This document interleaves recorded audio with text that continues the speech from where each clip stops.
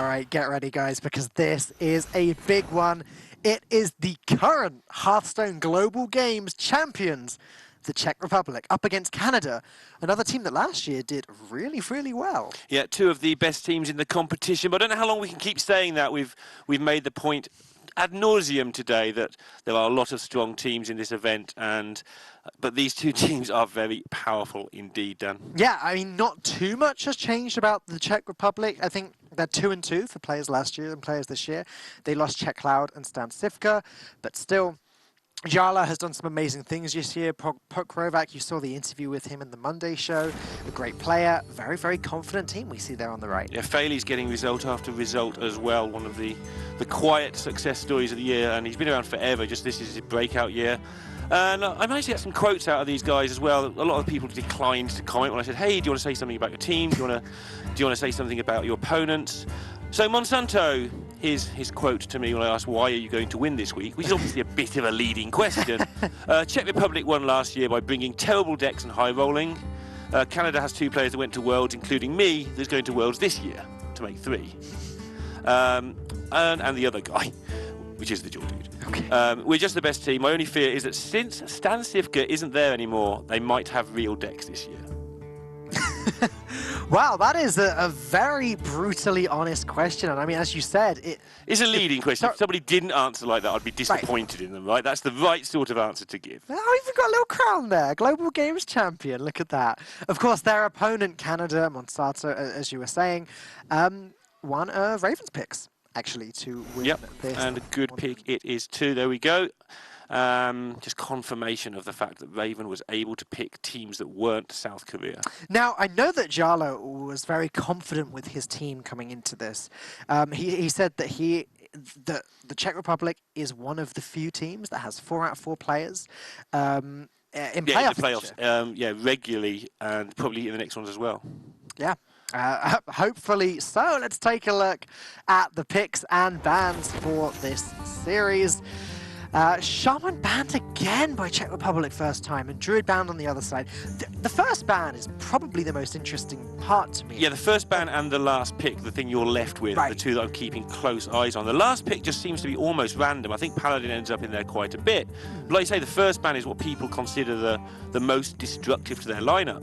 And it's been Shadowwalk Shaman quite a few times today, and I think all 4 of us casters discussing this just before the first day of the broadcast, we were saying we expected Druid to be the most common first ban. Yeah, I think it's hanging in there as probably, but like you say, Shamans have been up there a lot. We saw Hunter banned earlier, which I know pleased Sottle. It's something he was talking about with Hunter being picked so highly, so often. He did say in rehearsal, basically, it's only a matter of time before people start banning it, and that's exactly what happened. Let's see how they pair up against each other in this one. And opening up, as you can see there, they're the matchups you're going to get. We'll discuss them in depth as they come up, I guess. But who do you think's got the advantage there, Dan? Across the entire series, I believe that Czech Republic has ended up with the good deal here. There are a lot of close matchups, but then there are some particularly favoured matchups for the Czech Republic as well going in until the last game, when I think Canada finally gets a good matchup for them. Starting with the Rogue versus Warlock, for example, I think is a pretty clear Rogue favourite for the Czech Republic. Then we've got Shadowwalk Shaman versus Paladin, and we're talking vitally here, it's the Wild Pyromancer Shadowwalk Shaman. It's got Zap, it's got Pyromancer, it's got lots of ways. Let's see if Jarla is good to his word. The other part of the comment you started on earlier. Why are you going to win? I think we're going to win because we probably eat more bananas and fruits than the other countries, and that increases our win rate for sure. Jarla, not just one of the best grinders and tournament players in the world, he's also got a good sense of memery, which is probably the most important thing in this tournament. I really do expect to see a lot of bananas coming up. I'll be disappointed if we don't see bananas. It'll almost look like they're taking this a little bit too seriously if they focus on the game rather than eating. Yeah, and I mean, you saw what happened to them last year with all that messing around. They won the tournament. There's some sniggering going on there for Pokrovac, though, and his team as they begin the first game. It's Miracle Rogue versus Even Warlock. And one of the reasons I think that the Rogue is such a big favourite here is because the sheer amount of burst damage it can come out with is pretty significant. We've seen Rogues beat Big Spell Mage a few times today, or at least once today, with that big bursty push later on in the game. And the problem is even Warlock tend to lower their health total to that point where they do just die to Leroy combos. Yeah, they have enough taunts and stuff hanging around though. That's true. It can be interesting, but like you say, there's saps, there's ways through, there's enough direct damage, there's enough bits and pieces, so the rogue should get it done. Jordude, of course, we've mentioned this in the pre-show on Monday, got on the team by getting in the top 4 votes, but his comments probably led to that, which were, if you vote me for the team, the girl that I really like will go on a date with me. He has since had the date. Yeah. Privy to how it went, but seems like a good result all around. Get on your HCG team and get the date that you wanted. Jordude was very happy with his team, by the way. I spoke to him about that. He said that it's incredibly solid. And I know that he, the individual, has been working particularly hard to try and coordinate them, putting together private discords to discuss decks and things like that. It's good to see that he's been putting a lot of effort in. Look at that! Spain, 1-0. That was quick. Yeah. Maybe they started very slightly earlier because the last game went so long, but that's a quick one for Spain. See if they can carry on. I know they're one of the teams that were putting in scrimmages against other tournaments, and Spain did play against Austria on stream, which they got defeated 3-0 right. in a friendly. But it's Spain versus Switzerland right now, and Switzerland going to need to try and come back from that one. They are indeed. Well, I don't know, though. Anything can happen. Meanwhile, over here, Czech Republic don't have the best rogue start I've ever seen. No 1-drops, no hench clan thugs in hand. They may have to rely on that Elven Minstrel to draw them some cards. On the other side of things, both Hooks Reavers. The question is, can Jordude get down to the health total where he can actually play these as 7/7s or not? Maybe they have to come down as 4/4s. Yeah, and do you want to force the health total down yourself, and when, if so? Obviously, the eternal struggle. Obviously, Rogue's going to try and damage you anyway, but they can't see. If they could see the hand the Czech Republic had, it make a big difference to how they approach it. Czech Republic have no real minions to put on the board at this time, although coin into Elven Minstrel is a possibility they must consider. It ruins your coin for your auctioneer, but if you don't start to put the pressure on, and of course now, you won't be doing that.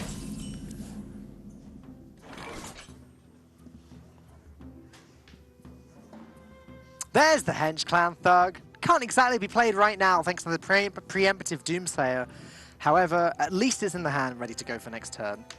That Doomsayer is causing Czech Republic sort of an issue, but it's not exactly like Canada have something to follow up with. No, but they have another Doomsayer. They do have another Doomsayer. And they have another draw, so it's true. They will be able to get to 10 cards for turn 5 if they want to. And they probably do want to. Doomsayer's coming down against Rogue any other time than early in the game. They just don't survive. Yeah, so using the opportunity just to cycle through and find something more useful. They failed. Preparation will be useful at some point soon, though. We've got Gadgetzan Auctioneer in hand. Pokrovac is going to want to summon a bunch of 4/4s and preferably not have them destroyed by a Hellfire Defile, which is there available in hand. And now Jordude has picked up Mountain Giant. He can just drop an 8/8 this turn if he would like. Be terrified of Coin Vilespine, though. He would be. And even Sap is... But whatever he does is sort of pretty scary for Coin Vilespine. Sap not so bad because, unless they've got a Henchlang Thug, which they have, not much follow-up. Obviously the Sap later on is annoying, but the immediate Sap, not something to be too terrified of. Looks like they are going to play that Giant. Yeah. Get the Sap or whatever out of the hand. At the moment there is no Vilespine. Still no Vilespine. And so... decision at time. I mean, questing coin Sap is now a thing they can do, which will give them some sort of minions on board. Finally, after 5 turns of rogue play.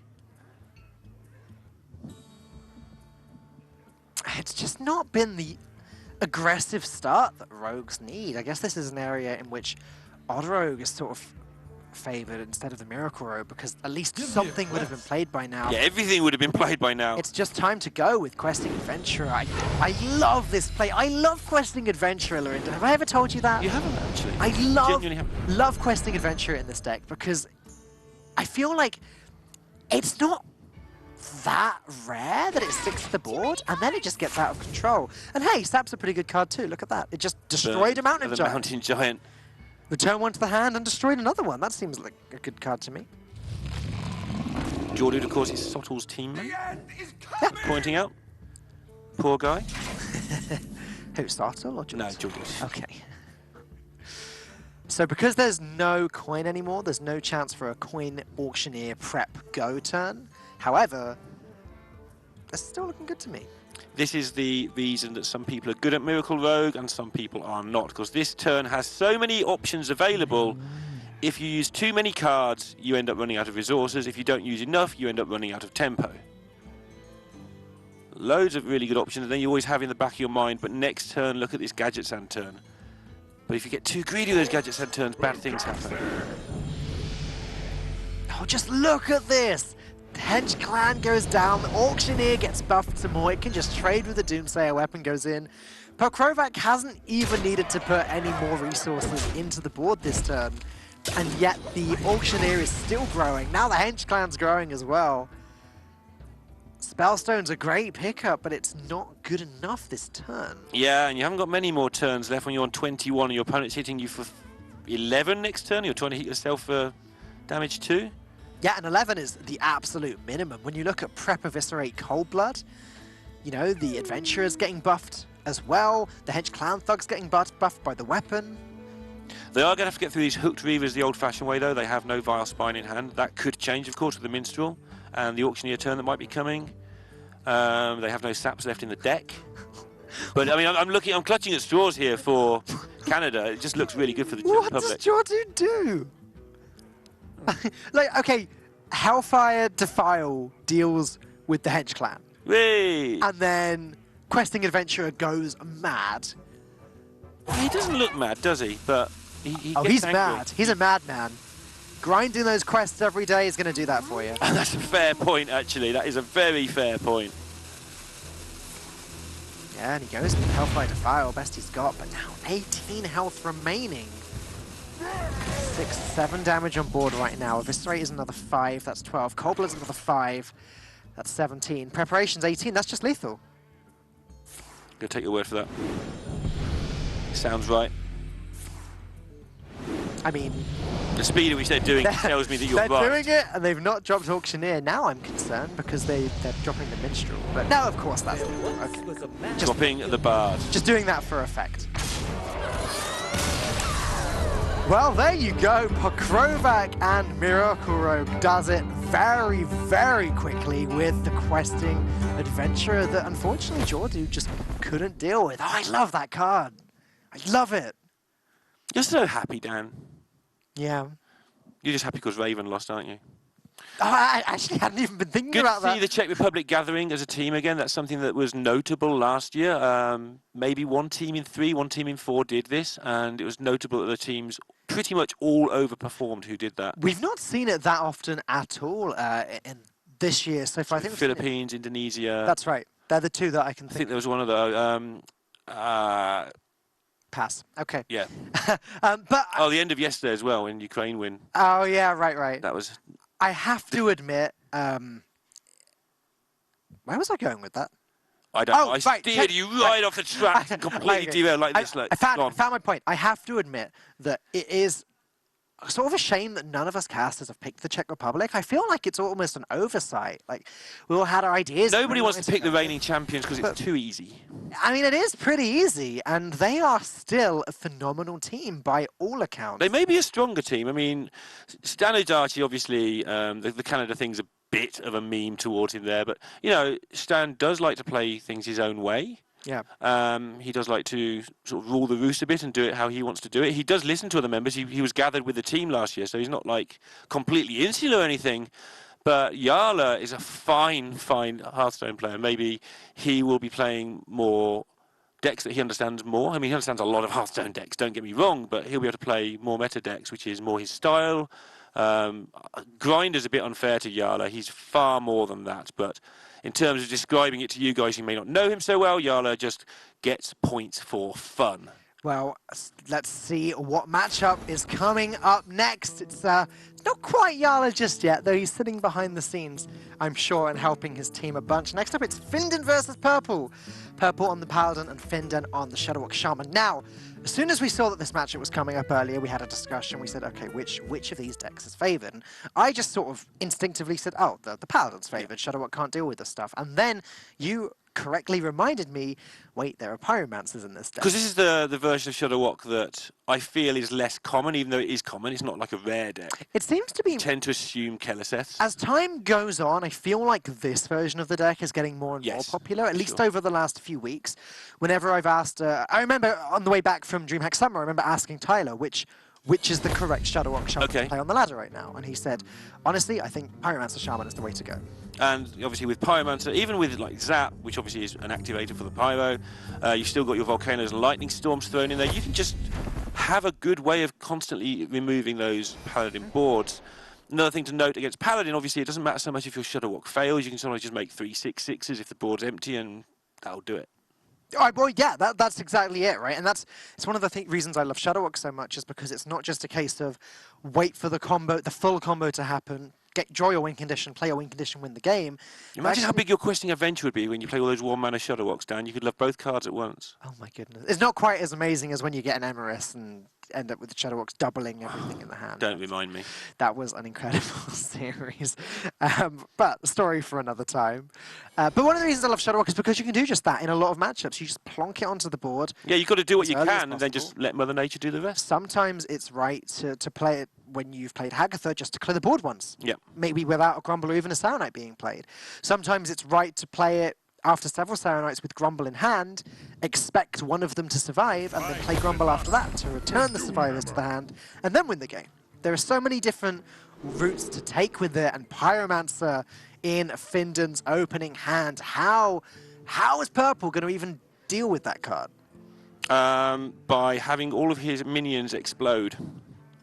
What? Twice. And then when they've exploded twice, the Pyromancer will die as well. You're not wrong. I mean, I'm not sure if that's the best way to deal with it, but that certainly deals with it. You're not wrong at all. Let's take a look at Canada's Paladin and see... Not even running Stockman's favourite card. But the Boisterous? Boisterous Bard, yeah. It's not Stockman's favourite card. Stottle doesn't have favourite anything. He just has unfavourites. I'm his favourite. His favourite what? I don't know. Yeah, but probably don't want to. But he's not on broadcast right now to argue with me, so I'm just going to say that. Yeah, definitely pick on him while he's not here. He's hard enough to pick on when he is here. How is picking on him the same as saying that I'm his favourite? Oh, he's just lying. We all know that Raven's his favourite. No, that's picking on him. Right, double Pyromancer, Zap, Acolyte of Pain. Looks like the sort of hand you would want if you put those cards in your deck. Oh man, especially against a deck like this. Yeah, Righteous Protector. Okay, cool. Canada has a 1/1. I think that's all they're ever going to have. To be fair... How will Purple approach this, do you think? Purple's hand isn't bad at all, actually. With the double Stonehill Defender to deal... Or to actually stick to the board and sort of survive the Pyromancer 1 damage onslaught, he might be able to find a way here. I'm excited to see what Purple does next turn, especially if the Pyromancer isn't played onto the board, because they kept 2 cards for the Czech Republic, and Purple is not a silly man. Actually, he's a silly man, but he's a very clever silly man. And I want to see if he tries to do anything ridiculous here. You know what, Lorinda? I'm always excited to see what Purple does, and it's almost always ridiculous. Yeah. Usually involving Marin the Fox. Yeah, he is going to go for the sensible route, which is try to grind things down at least until you have proof otherwise. When you said that, I just very frantically checked the deck, the Canada Shadowwalk. 3 hours later, to see still 0-0. Purple is memeing the tournament to death. Can confirm. I mean, it was banned anyway, but no, there's no Marin the Fox in Canada Shadowwalk Shaman. Good. What to do? I think you'd have to ban it like by the admins on principle if they brought that. Well, Acolyte is looking good here. Mana Tide Totem's looking okay, but I mean, Acolyte is almost a guaranteed 3 draws at this stage. Yeah, we see a lot of it. We do see it played in this situation often to get 2 draws and just expect Raid Leader to come along and slow it down. But 2 draws is fantastic from this card, especially if it's going to kill some things along the way. And challenges 1-1 so nicely, but only challenges 1 at a time, importantly. Purple draws level up. Okay. That does add an extra element to this game. Although Czech Republic will be dealing with these 1-1s, the big question is how many times can they deal with the 1-1s, and can Purple find a way to sneak this in? Yeah, well, it's instructive that they've kept back both Pyromancers despite having a sort of surplus of them, ready for the important turns where level up can actually influence stuff. Should note, of course, the Corridor Creeper was picked up last turn. It's going to allow some sort of attack to continue for the Paladin. But now, for now, it's really about trying to get a Fungal Mancer to come down. Xangi Batarium is one of the best cards you can possibly have in Odd Paladin. You've got to take your time, that's all. You're taking it, but you've got to make it... If you snap pick it, they know it's talent. So, important to note here that they play the Stonehill Defender, so there is a Fungal Mancer target going to survive whatever happens here, unless, in the real world, any sort of Pyromancer action will result in you be able to Fungal Mancer something if you want to. Pyromancer's app's pretty good here. I'm not going to lie. It's not going to be bad, is it? Unfortunately, I said about the real world. This isn't the real world. This is the champion world. Yeah, and if they want to prove themselves as real champion, they'll now roll a healing totem so that Pyromancer can do loads of work. Ding, ding, ding! We have a winner. That is fantastic, Dan. Yeah. I mean, what did you... Falcone, game show host. I'm down. Yeah, let's do it. Purple, as he's got better with these days, he's always been fairly amused. He's just amused by the fact that this is happening. Just like nodding to himself. Like, yep, all right, you got me. Yeah, luckily we can't hear what's being said to him right now, but it probably involved words not fit for broadcast. Let's get the bananas out, boys. All right. We're winning so quickly, we better get the bananas on the go now. Oh, would you like 2 at once? No, it's fine. One's enough for me. Would you like this one? Okay. We'll save those for later. Fruity treats for the 1.5-0 lead they currently have. Do you think they toast like to Sivka? Like clash bananas and then just, Oh, all right. So back to the game. There is now there's a game. Second Sunkeeper Tarim in Purple's hand. So things are getting interesting. They are if you're sat in Canada's seat. If you're sat in Finland's seat, if you're sat in the Czech Republic area, you feel like you've got this well under control. It can go wrong in a hurry. I mean, you do run out of removal at some point, and the Paladin does not stop making 1-1s. But already, the Acolyte has done so much work. And he's going to carry on doing work. So is the Pyromancer. This Pyromancer, the healing totem. Oh, man. You said, when I said to you at the beginning of this game, how does Purple deal with this Pyromancer? And you said, easy. The Pyromancer just goes off twice and deals with itself. Well, no. I lied. You lied. Pyromancer's gone off twice, and he's still hanging around there. This is absolutely fine, say Canada, surrounded by fire. How do they get a foothold on this board? I mean, picking up a weapon would help. I recommend that to Canada as my strategy for the week. Drawing a weapon? Yes. Yeah. Seems good. Czech Republic's banana count currently sitting at 3 bananas eaten. There was a lot of bananas sort of changed hands then. I lost track to some degree. They were. They've only eaten 1 each, but it looks like there's plenty on the side ready to go. And just... Yeah, Purple's got that look of, well, I know there's ways to win this game, but how do I get there? Does he know there's ways to win this game? Yeah, pick up a weapon, kill some things, make some dudes, kill some more things. I mean, this is about as good a turn as he's going to get. He's got to... That's why he did it. Yeah, obviously. But Fungal Mancer and the Corridor Creeper contest what Findan has at the moment. I mean, he's just trying to get something to stick. And they're talking about Volcanoing here just to clear up and draw 2 more cards. Volcanoing is really not that bad. They've still got the second Pyromancer to clear more boards later. They've also got a second Volcano. Soon they'll be able to play Hagatha. That's another board clear even after Tarim gets played. So the decision here is, are we going to Volcano at all in this game? Or are we going to actually just try and dominate the board without even using the Volcano? Like, we're ahead on board, why should we blow it up? We can Glacial Shard a Corridor Creeper. This is what they're thinking, not what I'm calling. I'm not suddenly going we, as in I'm part of the Czech Republic, because I'm firmly part of the Philippines. But yeah, their decision has been, why blow up our board? Because we're ahead on board. Right. And look at this. How many 1-1s do you want to make? I'm just going to hit them with my 2-3s. Back up with the Volcano if needed. And actually turning the tables here. Who needs Shudder Walks anyway? That's a very good question when you look at this matchup. Hagatha alone looks like she'd be enough to win this matchup. Well, actually, Finden's board alone. I would argue the MVP here has been that healing totem, actually. It really has. It's been absolutely ridiculous. Also, while they're doing this, Sunkeeper Tarim is not just dead, it's beyond dead. It's like super dead. And there's two of them, which sucks. Yeah. Having 2 dead cards in the hand. But then, what else was Purple going to pick? He had the option to take a Tyrion at some point, but he's still not at 8 mana yet. Yeah, and Tyrion is really good at getting hexed. It's one of his speciality It's a talent achievements, yeah. Corridor Creepers, that Corridor Creeper doesn't seem to be going anywhere. It's now a 6/9, but it just doesn't matter because Finden are just dropping more and more taunts. As we all know, our Paladin doesn't have a way of dealing with whiteboards. Yeah, and it definitely doesn't have a way of dealing with all this. It just can't get through to this insanely annoying Acolyte of Pain that has just drawn 4 more cards than Canada have. I should imagine that Purple is on the verge of wanting to press that big... If he was playing on his own and not in a team, this game would have been over 3 turns ago. Yeah. We've seen Purple concede on turn 3 more than once, where he's just gone, no, don't need to play this game out to know that I've lost next game. When you're playing for other people as well, it's a little bit harder to do that. And so one final push with this level up. Unfortunately, the Saranites can trade in, Pyromancer can finish the job, and Finden still has a board where Purple doesn't. I'm struggling, really struggling to find the out for Team Canada. Okay, so Canada aren't dying anytime soon. Fairly soon. We're getting there, but it's not getting there that quickly, really. So at some point, another board clear. At some point, they will probably lose the board, though it starting to look like they might not.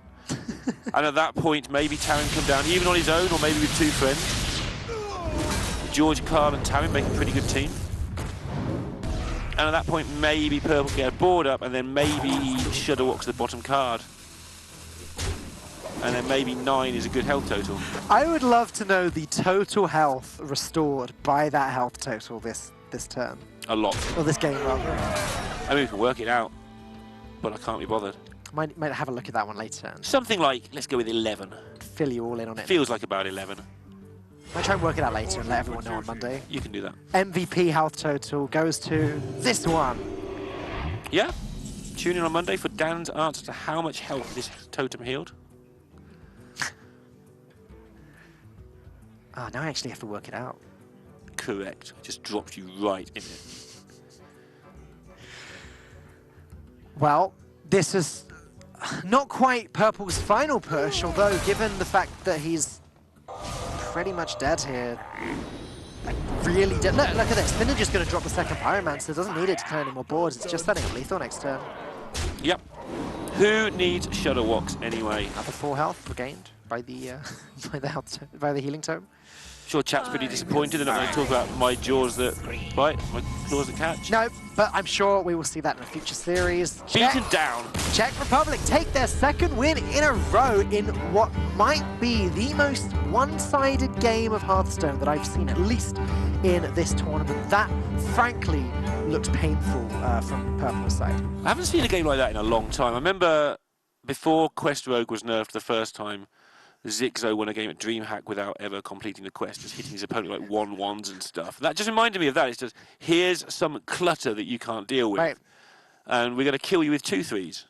Yeah, I mean, they didn't even think about their win condition being the Shadow Walk in that matchup. Kill you. Didn't even need the Hagatha. It was quite painful. We're going to give Canada a chance to cool off and recover from that last game. And when we get back, we're going to conclude this series. Will it be the first 3-0 in the tournament so far? Tune in just a few moments to find out. The current Hearthstone Global Games champions are sitting 2-0 against Canada. Will this be our first 3-0 of the tournament? What do you think, Neil? I think there's a decent chance, although it's Odd Rogue versus Control Mage, which is a matchup I know we've talked about quite a lot and still not really sure how we feel about it. I personally think it's very slightly favoured for the Odd Rogue. I don't think it's as severe as the matchups we've had so far. I said at the start of the series, you know, looking at the matchups we had prepared, we have some one-sided matchups for Czech Republic, and as expected, they did win those matchups. This is where it gets a little bit closer. I disagree, but not by much. I think Control Mage is slightly favoured, and I usually disagree with Darek a lot, but you know, it's sort of rubbing off. Let's start disagreeing with Dan as well. He's had it too easy for too long. But I feel that it feels like the Odd Rogue's always winning, because they're always putting down the pressure, they're always getting very close. Like, they never fail to do 20 damage, for instance. Sure. But it seems to me that the Mage has just enough chance to get the removal, just often enough to clear that first wave.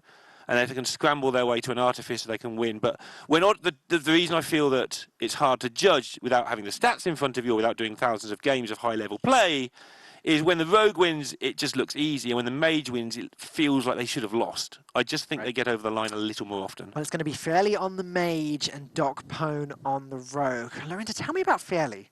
Fairly, so I first bumped into him back in the old Insomnia tournaments years ago, and he was a very strong, well-respected ladder, probably grinder back then, like top 200, top 100 sort of guy. Played all the local tournaments, played the European tournaments. Always sort of won his groups and got to sort of top 32, top 16, you know, smaller fields, so top 8s maybe, but never really won anything.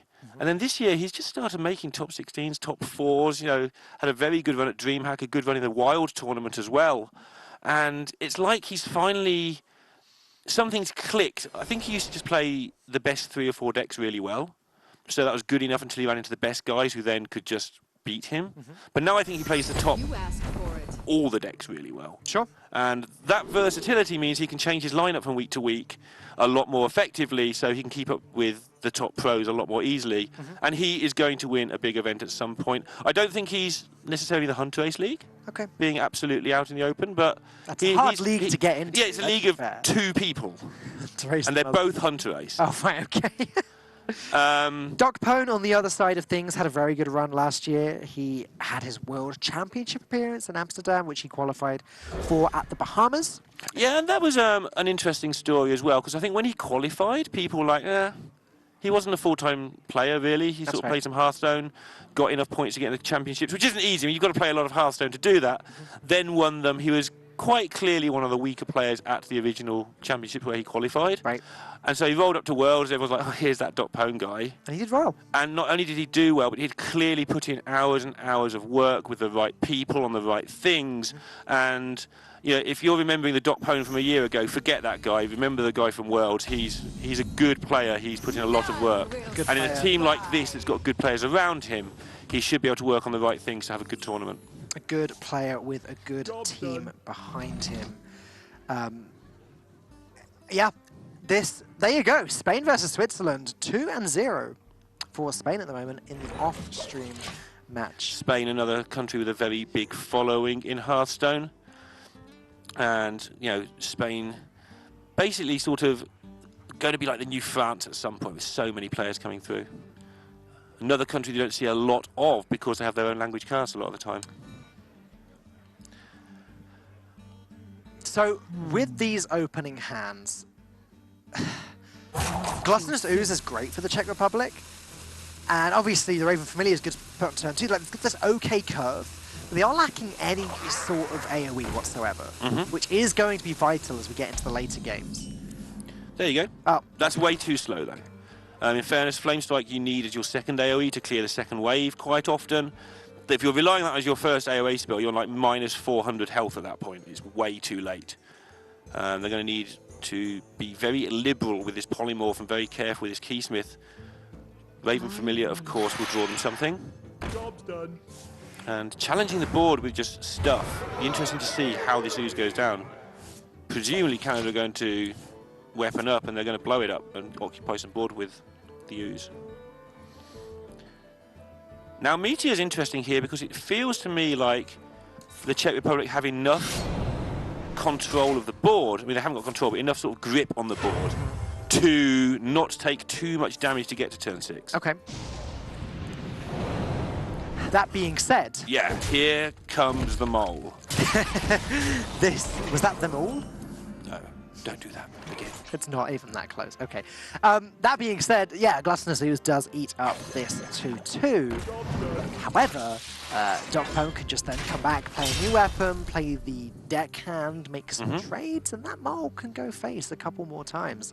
It may have to be polymorph. I was just going to say, I hate polymorphing things that have been cold-blooded, but it's right a large percentage of the time. I hate polymorphing things that only cost 1 mana. Exactly, yeah, 1 for that and 1 for the cold blood, and suddenly this is what we call by tempo. You've lost 2 mana.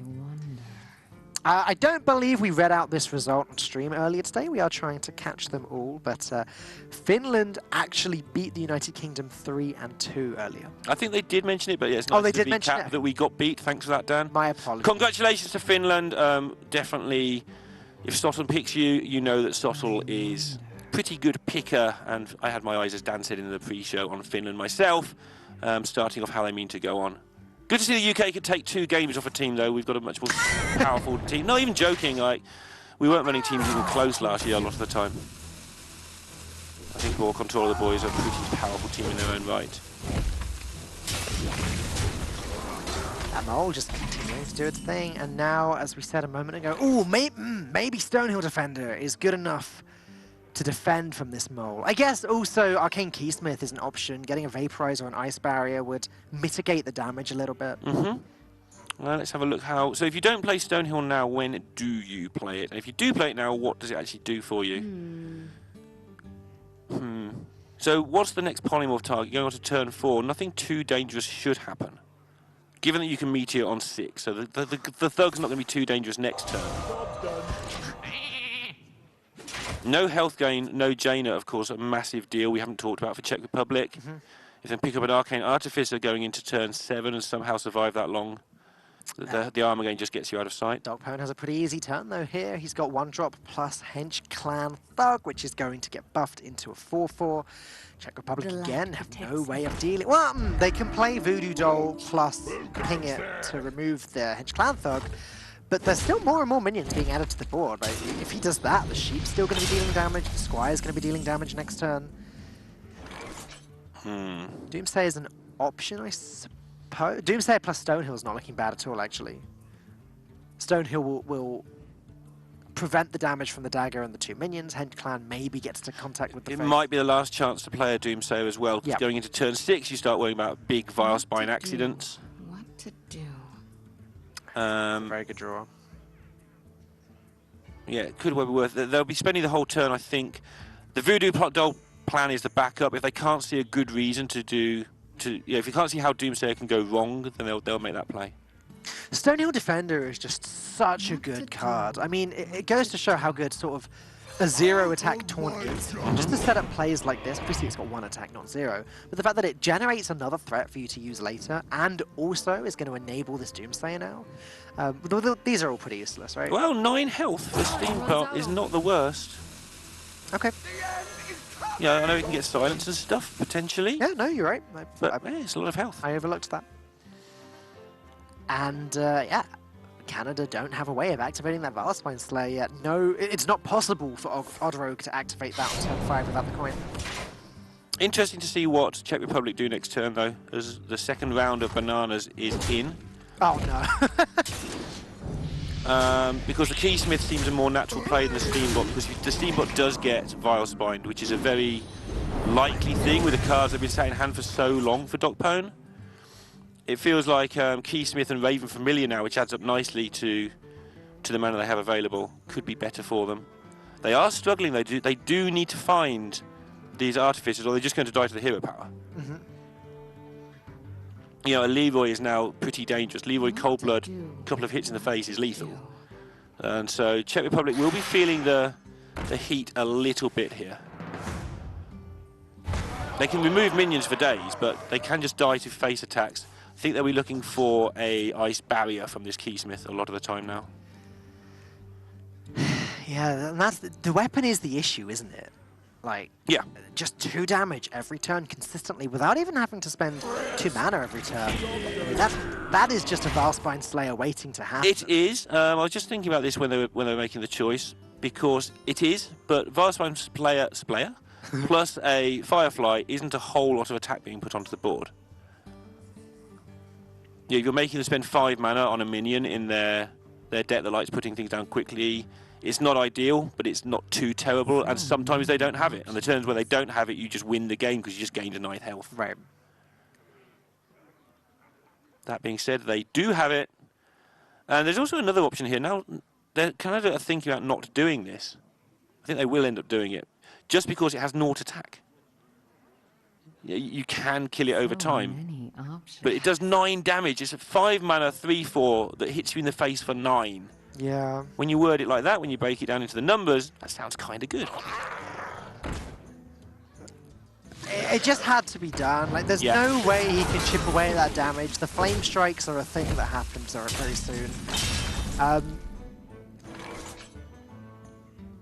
And still no health gain here.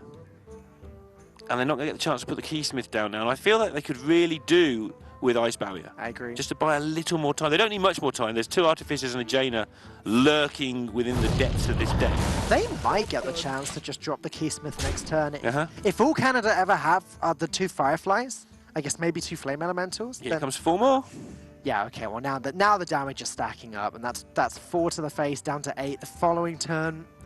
Any Leroy you like. The problem is, if it was 100% going to give them Ice Barrier, then yeah, Keysmith is still great, but 37.5% of the time. That gives you it 100% of the time. That's astronomically low. That is. It is. Dan, the maths genius. The maths genius. You American? Yeah, that's Sottle's American. I think I just need to go and look up the definition of the word astronomical. Actually. Yeah. It's pretty big, that you know. Well, the opponent actually keeping back the deck hand. Not wanting to lose everything. Elise the Trailblazer. Not the card they were looking for, and they know it. Kind of a strange inclusion in Big Sivka's here in spirit, kids. Well, I've seen it a few times over the last few months, but it just... Is it there instead of Frostlich Jane? I'm going to take a look. So not Frostlich Jane, sorry. Instead of Dragosa is what I meant to say. Deck building with Dan. Deck building with Dan. Deck building with Dan. Nah, it's not quite got the same... I'm not good enough at this. It's not quite got the same I had to try. as Law with Raven. But no, it's actually in there as well as Syndragosa. That's pretty greedy. It is. You're going to win the mirror, though. Because the mirror, pretty much you get to play all your cards. You fatigue for 1 less, you get 5 more cards. Seems good. Because the mirror ends up with you having all your sort of bits and pieces left at the end. Well, none of these say gain 8 armor. Yeah, that's unfortunate. And they all say kill the next minion that's on the board. Which is going to be a 1-2 or a 2-1. So Vaporize and the runes are very similar here. But the runes does help you actually kill your opponent. They haven't really got enough damage on board to kill them in time, though. I believe that he went with the Vaporize. I think he did too. Just hoping that this 1-2 doesn't go face. There's Leroy! Oops. Wait, is that is lethal? If Canada plays this correctly, which it looks like they are, that is just going to be lethal. The 2 damage from the dagger, the 2 damage from the Southie deckhand, and the 6 from the Leroy. 2 + 2 + 6, that's 10. Yeah, it would only have been 9 if they had taken the explosive ones. Yeah. This is where physical card games, the person who's Fate's crying, the person who loses looks at the top card of their deck to see if it's made a difference. Doesn't look happy. They're waving goodbye. Goodbye, Bailey. Congratulations to Doc Pone. They managed to get their first win onto the board. It's not going to be the first 3-0 for the current champions of the Hearthstone Global Games, and it's good to see that Canada are going to be putting up a fight.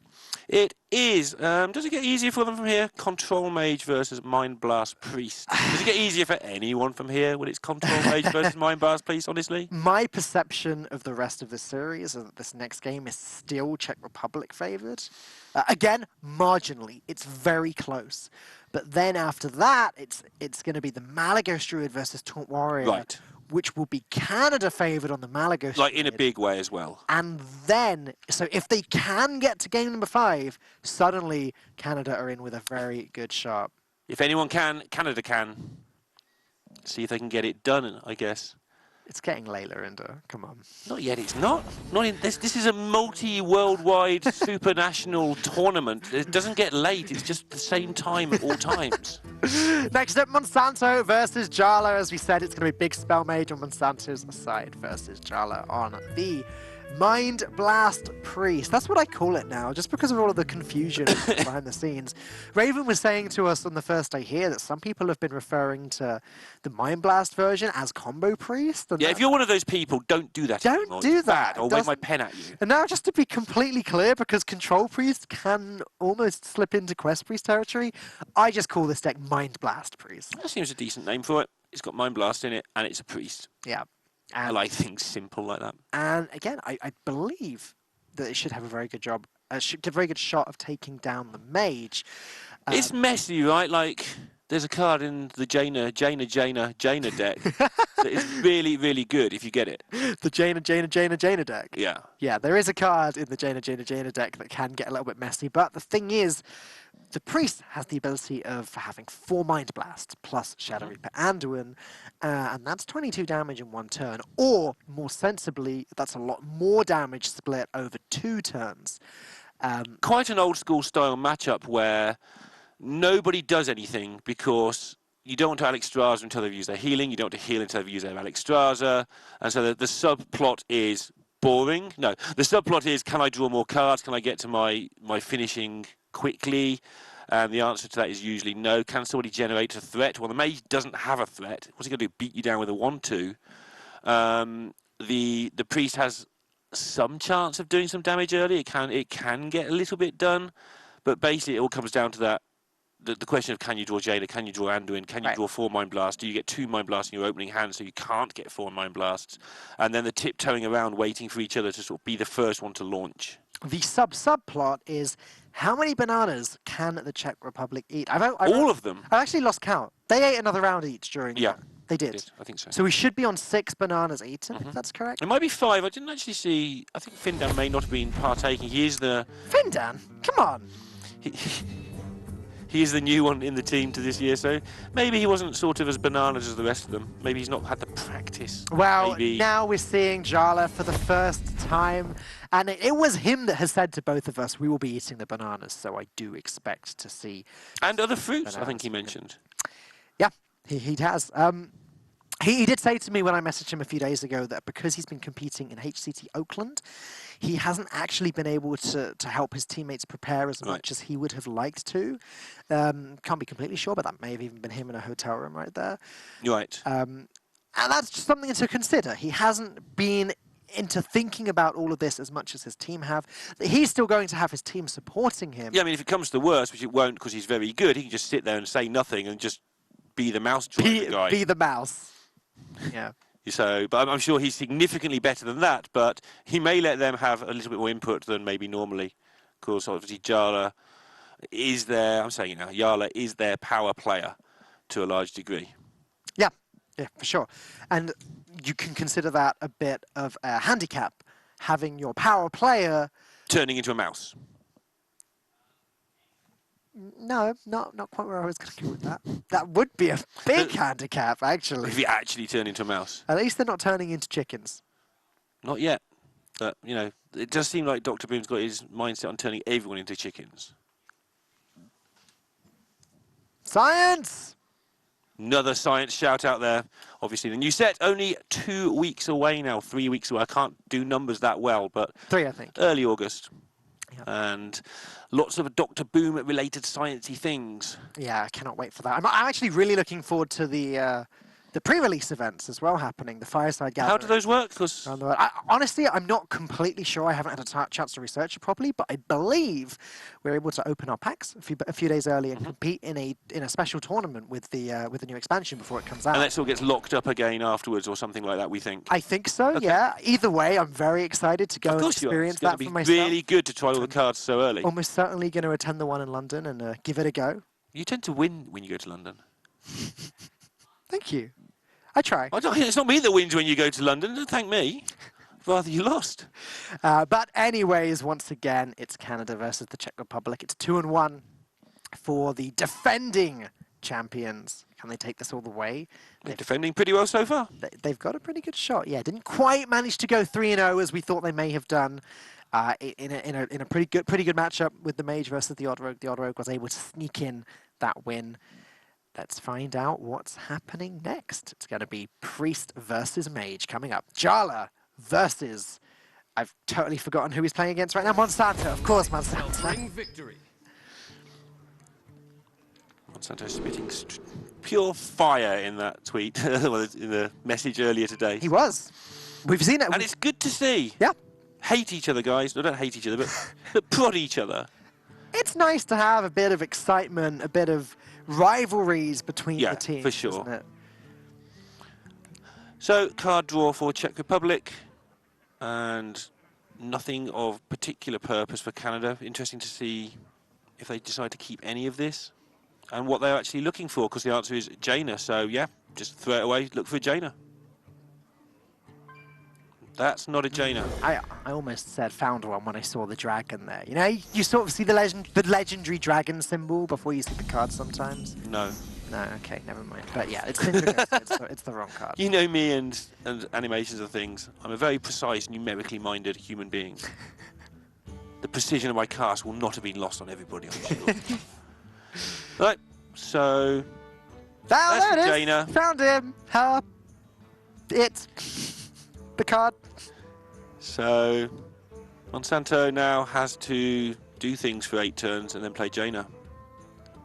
All right, so joking aside now, the Czech Republic, the onus is on them to get more stuff in their hand, to have a little chance. They can get a little bit of beatdown going if they wish, but they've got to decide very early on what they want to do, how quickly they want to draw their cards and such like. They want the shadow visions, and they don't want to have to face down too much pressure, because they don't want to be in the position where they have to take something else with the shadow visions. So honestly, I do like this aggressively taking the board. This play also prevents Raven Familiar from coming down next turn. I think that's the main purpose. Yeah, Raven Familiar comes down, then the Czech Republic will just draw another card and heal up, and the Raven will just be not useful enough. Whereas if they'd done it the previous turn, then actually it wouldn't have been quite so helpful at all. They could have coined out Raven. They wouldn't have, but they could have. Twilight Acolyte's not a horrible tempo play here, actually. It would be buffing the North Czech Cleric, giving it 1 extra attack, and allowing that to start to deal a little bit more damage. I was thinking that, but then do they ever get there with that? Probably not. You know, with all the surplus removal that's going to be sloshing around in the Mage's hand. Yeah, you're right. You know, they might get an extra 3 or 4 damage through, but that's going to be insignificant compared to Alex Straza and hitting you for 20. Right, and ultimately having Twilight Acolyte and Kibal Shadow Priest in hand is just too good a combo to pass up, so I much prefer not doing what I suggested. Canada choosing to basically get rid of this at the earliest opportunity, obviously. This prevented any card draw from happening from it. However, Jala can quite happily just put the Twilight Drake onto the board next turn. And yeah, then that's a real beatdown. Yeah. And what it does is not so much that it's beatdown as such.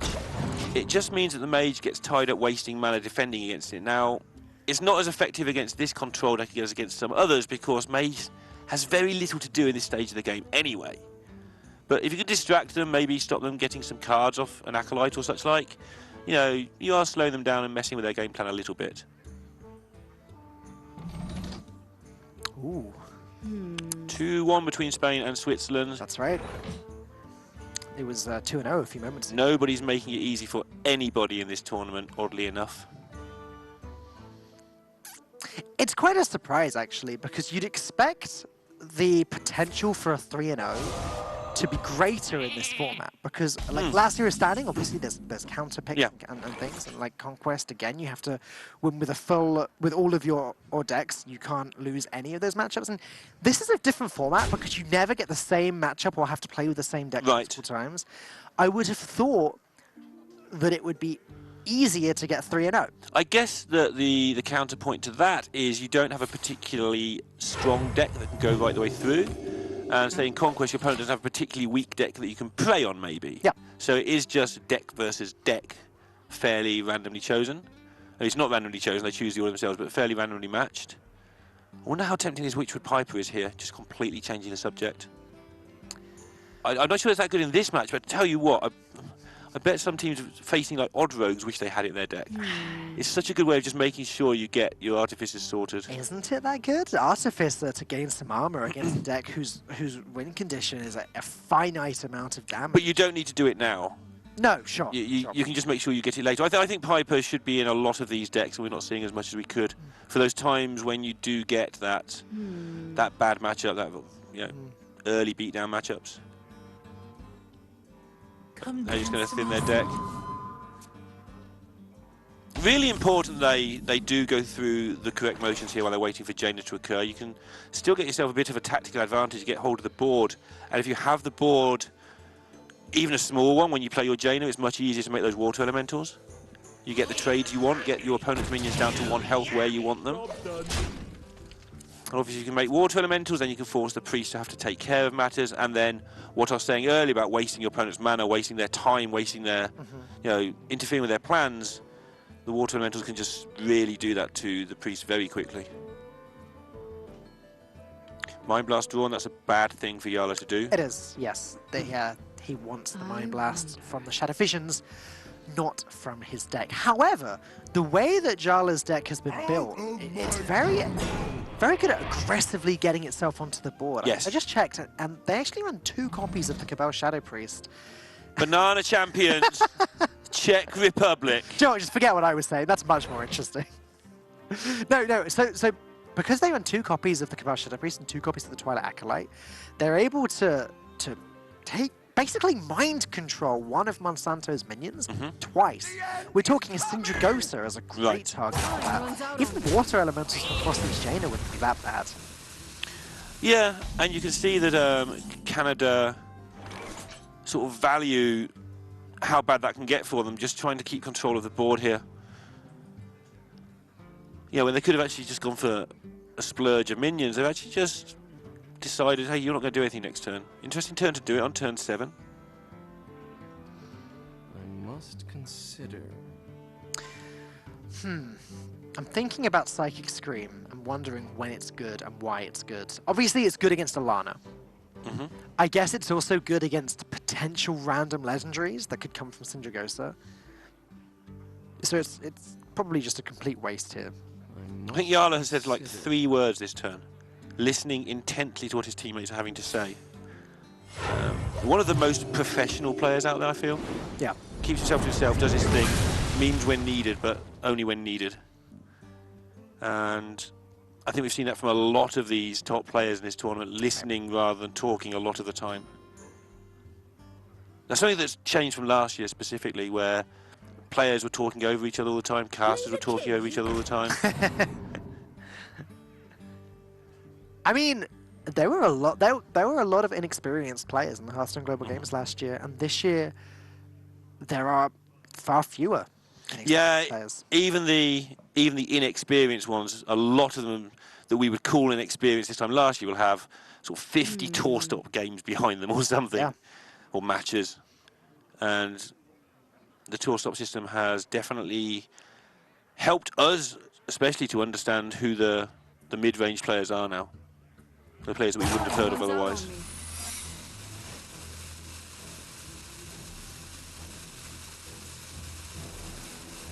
So, Monsanto, I mean, this was his plan, right?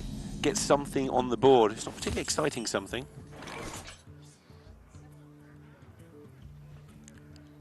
Czech Republic. They're still trying to fight for this, but there's nothing else they can really do in the meantime. Waiting to get themselves an Anduin.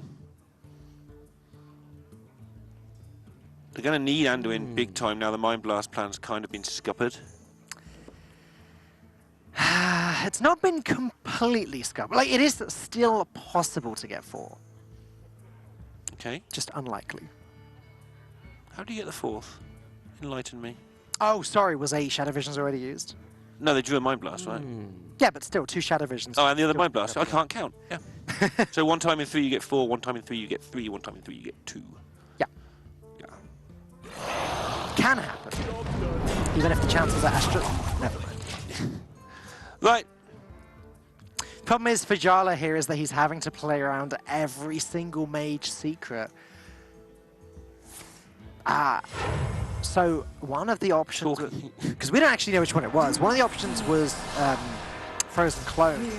One of the options was Spellbender, I remember. Spellbender's not particularly good in this matchup. No, nothing's really targeted, is it, by the priest, so it's unlikely to be that. Well, there is a copy of Holy Fire in the deck, but that usually goes face anyway, and Spellbender doesn't work on cards that go face. Just Power Word Shield, and that's not really here nor there. Oh, and Skulking Geist has been played, so that'll be gone. Well, Canada are going to be able to Cinder Goes and start making Water Elementals and Legendaries very, very soon, and they've just not been under any pressure. Obviously, Czech Republic have tried to generate pressure, but Monsanto's swatted that pressure away like a fly a lot of the time. Oddly enough, for a deck with all removal spells against a deck that doesn't have many minions. Is this an okay Cabal Shadow Priest turn? Maybe it's too low impact. Actually, have you seen a Meteor yet? That's the main question there. If you haven't, then things get messy very quickly. But when is a good Cabal Shadow Priest turn? There aren't that many good ones. You haven't really forced much AoE out your opponent's hand. Again, the best target is the Syndra Ghost. That's what Jala's going to want to aim for. Yeah. Not much going on. Syndra Ghost unlikely to come down this turn, as Monsanto's going to want to ping one of the 0/1s the turn that he plays it. Right, this is a very difficult turn, I feel, for Monsanto, because there's nothing useful to do. This is the holding pattern turn. Must be tempted just to launch all the Raven Familiars out there and get some new cards in your hand. Start setting up pings. Maybe even ping your own Raven Familiar to try and tempt the Czech Republic to have to trade into it. Raven Familiar wins against Priest a lot of the time. There are Psychic Screams and the one Holy Fire that I mentioned earlier that can cause an issue, but there's also loads of cards like Shadow Visions, Divine Hymns, you know, Power Word Shield, Mind Blast, etc. Getting some value out of the Flame Strike. They probably weren't ever going to get massive value out of it anyway. Primordial Drake number 2 is looking good. It is. Try to see if there's anything particularly better. Obviously, none of these teams want to make a play quickly. They want to spend all that time looking to all the other turns. I must consider. Not much of a hand at all here for Jarla. Needs to make sure that... I mean, basically, if he can stop the Monsanto attack by doing very little, then he's in a decent spot. And if they didn't know about Syndra Goes, well, they don't know about it. If they haven't worked out Syndra Goes as they're very tempted to blow up boards and just force Canada to play things down, try to get rid of the pings, work out when to use a Psychic Scream. Do you want to scream things back into the deck? Not really, I don't think. And that secret is also just causing issues for Jala. Like, he still doesn't know which one it is. I don't believe he's played a spell since that's been cast. So as far as he knows, it could be Counterspell. As far as we know, it could be Counterspell. Sorry, no, Counterspell wasn't one of the options. Mana Bind, the options we've were, just heard. Yeah, the options were Spellbender, Mana Bind, and Frozen Clone. And it is Mana Bind, yeah. So time to start making some inroads here for Canada. The Syndra Goes is so good. Second Mind Blast. This one was drawn. Oh dear. Okay, well now, Lorinda, maximum number of Mind Blasts is down to 2. Because they've both been drawn, so Shadow Visions is not capable of getting a third one. Yeah, cool. That works for me. Plenty of other problems to worry about here for the Czech Republic, though. No dragon in hand is a big issue. The whole thing's a big issue right now, to be honest. They're not going to have any massive burst damage. They've got Jaina facing them down, and their options are just all their utility cards. Maybe stealing the 0/1 is tempting, but can they get rid of it? Not really. You're going to get rid of it by giving it back to your opponent in the first place. I guess as they... Yeah. All it would get for Jarlo is a random legendary added to his hand, and I don't know that that's too helpful. It is if it's Anduin.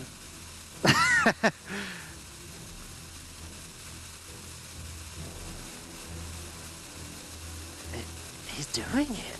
Let me change your mind. Okay. Let the pain speak to me.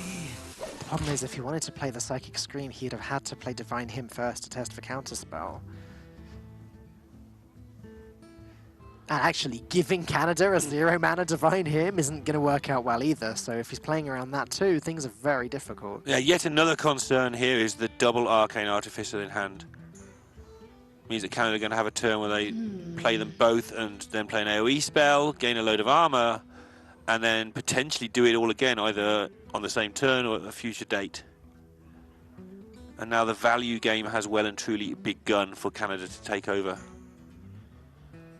They won't do that until Alexstrasza has been seen. This is what I was talking about at the start of the game, where it's this little game of cat and mouse, and Jarl currently, as we said earlier, is the mouse.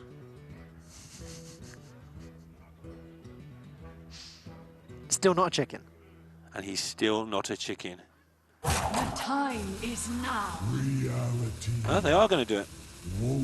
Because they're going to flame strike, they decided there's no point not gaining this armor now. They can also gain another 3/6 out of it. 1 mana, gain 7 seems good to me. And yeah, as you said, ping that, trade into that.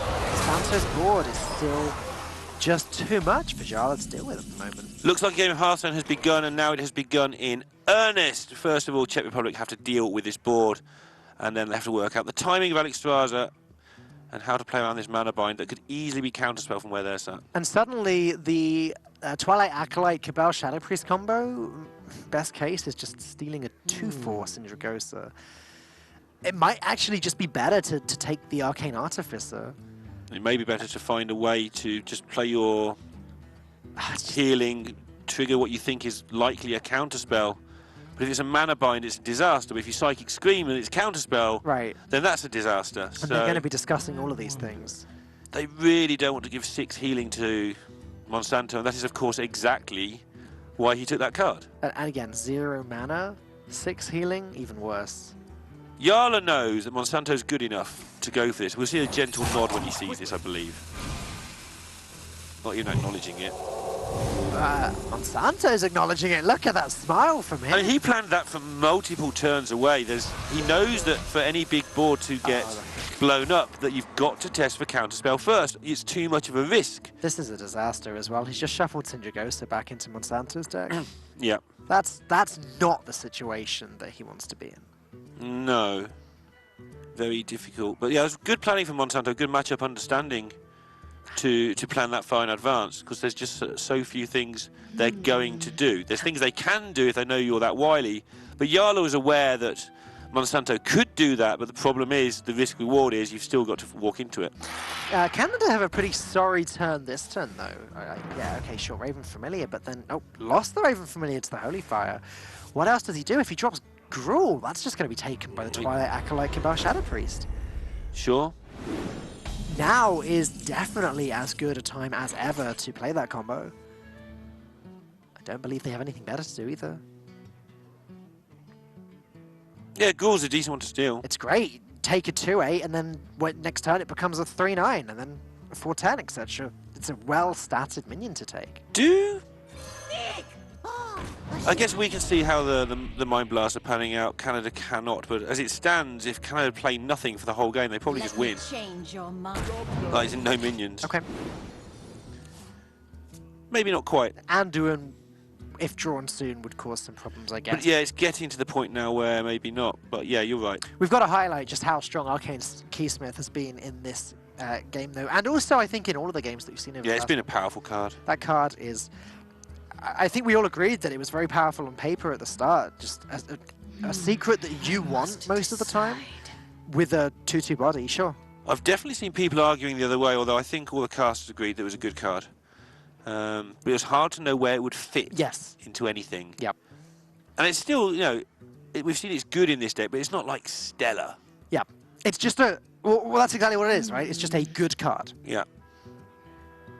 the Blood Mage Thanos style card where you can't explain why it's good until you've played it and watched it and thought about it. It's just good.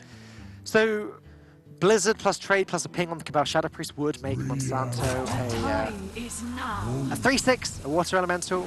Looks like that's the way he's going to go, gaining 6 along the way. He knows that the Priest's win condition is going to be difficult to get to if he keeps gaining armor. However, the fact that Monsanto has no way of dealing with this Gruul is going to cause a problem at some point. Yeah, and it's his fault it's there. Yeah.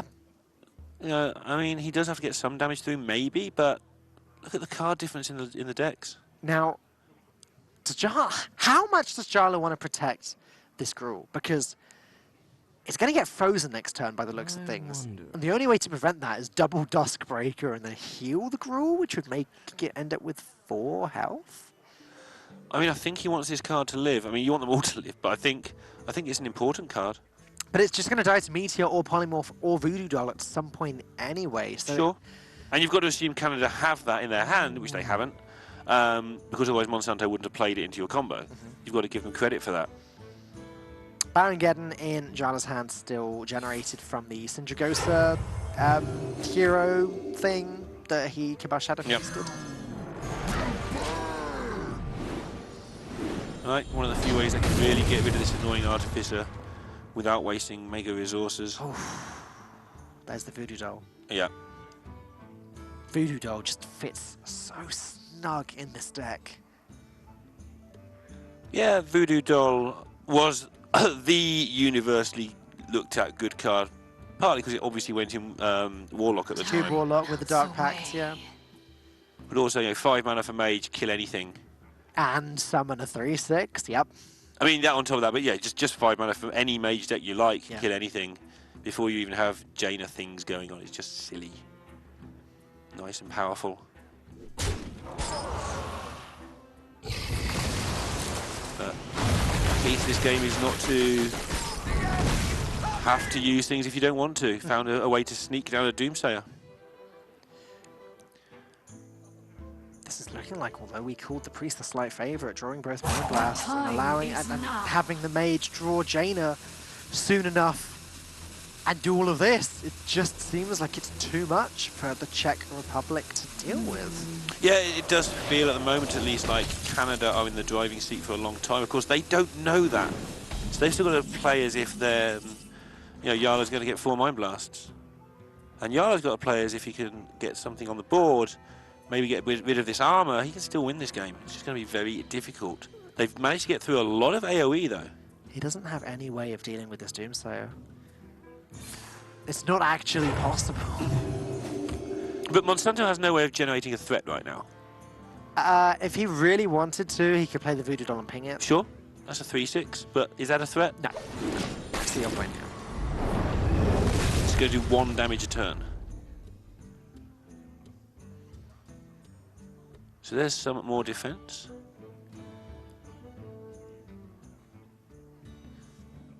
Keysmith here, what are you looking for?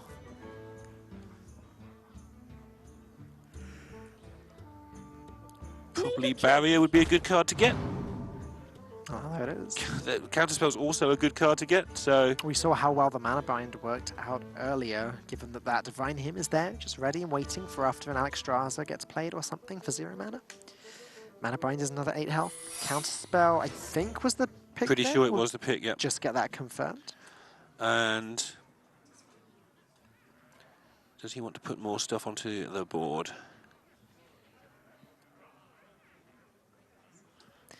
Yeah, the secret definitely counterspell. So, Time is now. again, just causing these Mind Blasts more issues. And again, Jarla has to play around everything. He can't just play around counterspell. He doesn't know what it is. It could be Mirror Entity. It could be Explosive Rune. It could be anything. Yeah. So test 1 at a time. Nowhere near be able to do Holy Fire double Mind Blast for 15 after an Alex cost that pesky 12 armor. Canada, though, starting... I mean, they've got that Voodoo Doll, they've got Meteors. They're okay for 2 more big minions. There aren't that many big threats available for Jarla. But they could do with... get that Syndragosa back. That'd be nice. Get themselves a little bit of card draw going on somewhere, maybe. Y'all are thinking so hard about how can I get into this? How can I generate the board? And I think that's something players are getting better and better at, is finding ways to do that. Like weird ways to make sure they have a board and your opponent doesn't. They have run Canada out of cards very successfully so far. It's true.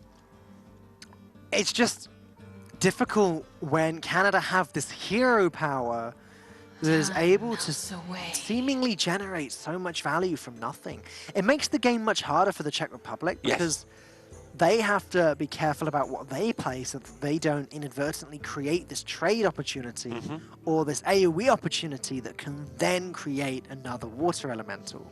Yeah, and we've said it a million times before, but mage spells do different amounts of damage very well. Meteor doing the 3 to the subsidiaries, Flamestrike doing 4, Blizzard doing 2. So whatever number you park on, there's usually a way for your opponent to take it down to exactly 1. There are numbers you'd rather put your minion's health on than others, but you don't always have that element of control. You've got to try and actually win the Hearthstone game. And winning it by doing nothing in case bad things happen isn't always the way forward. It is sometimes. So if you're going to beat a Hooked Reaver deck, you can't just never hit them. You've got to do 30 damage at some point.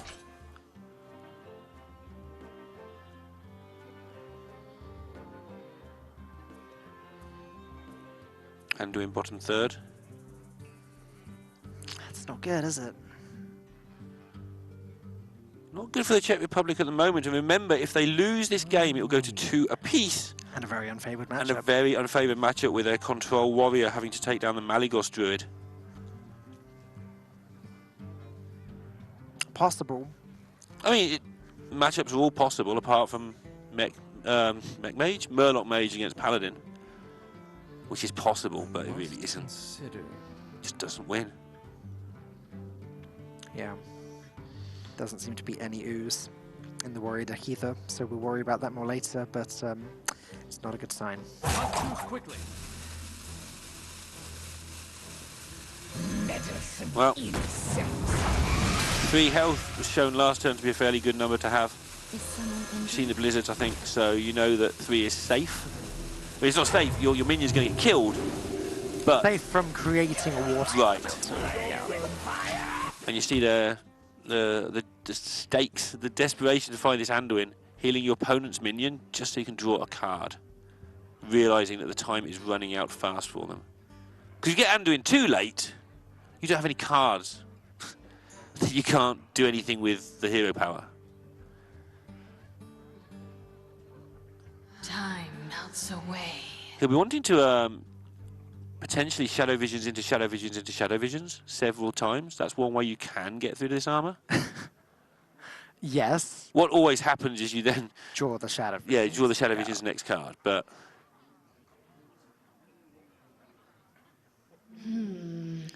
But all these little things are why people carry on playing. There are ways to do weird things. If Monsanto wants to, he can just drop this meteor in the middle, but I guess he just doesn't need to yet, so... Yeah, I feel like he would like to build his hand size back up, and that's just the way not to do that. But he is trying to protect this armor. Exactly. Right, and that is the reason to consider doing it. Can you go with Baron Geddon, ping away the Dustbreaker, and... Sure, he does lose 2 armor this way, but Czech Republic lose the whole board, and have an extra threat they have to take. Yeah, I mean, it's an actual real Hearthstone threat at 7-5. This one qualifies, does it? This one qualifies. Yep. Second scream. Don't forget that Monsanto has another Syndragosa in the deck that was shuffled in earlier. The fatigue game is well and truly Team Canada's. Yeah, I'm not sure that the deck totals are right, by the way. I think they may have stopped counting down a little while ago, but I'm not certain on that. It feels like it's been 15-10 for a while. Sure. Yeah, I have to admit the Czech Republic's deck does look a little bit thinner than 10 cards from where I'm sitting. But either way, Canada very ahead in the fatigue game. Yeah, I think they're down to 6 or fewer. I think the ratio is correct. Well, not the ratio, but the... Oh, I forgot how good you are at being able to tell from the image. I remember now. It's a talent. It's because there's not an exact number of cards there. There's only like 5 images. Sure. The deck doesn't go down one at a time, it goes down in lumps. Okay. So if you learn the lump sizes, then you know how lumpy the deck is. Lumpy? I don't want a lumpy deck. Lumpy sounds like the name of a comedy hero skin. Lumpy the Warlock. like a big pig. You don't seem impressed with Lumpy the Warlock. This is why I don't design cards or heroes.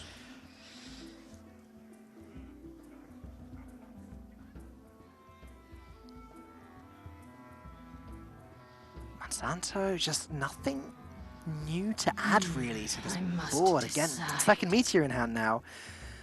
I just put the ooze down, just was a little bit more pressure. Yeah, Psychic Scream me. I'll have some more cards in my deck.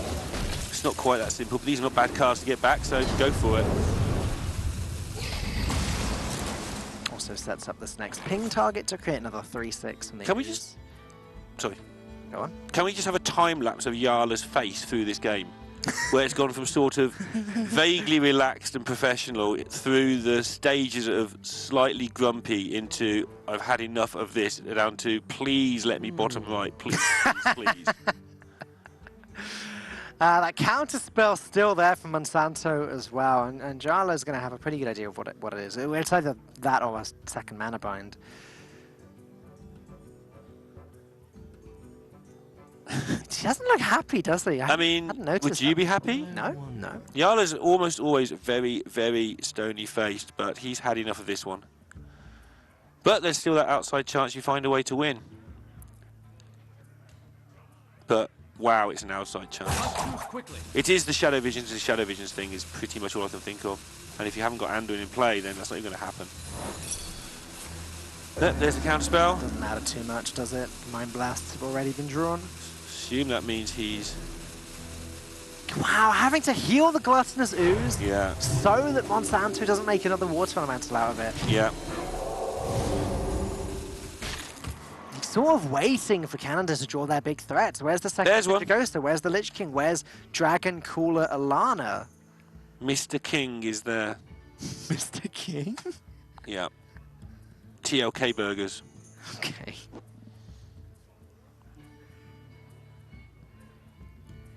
Coming to a north end near you. Yeah, indeed. And obviously, even though this is going to get dealt with to some extent by the Psychic Scream, Lich King can fetch you cards if Monsanto even wants them. They could have been low on cards for a little while. That's, I mean, we can all see the situation, but maybe that's the one thing that's slightly sad about their hand.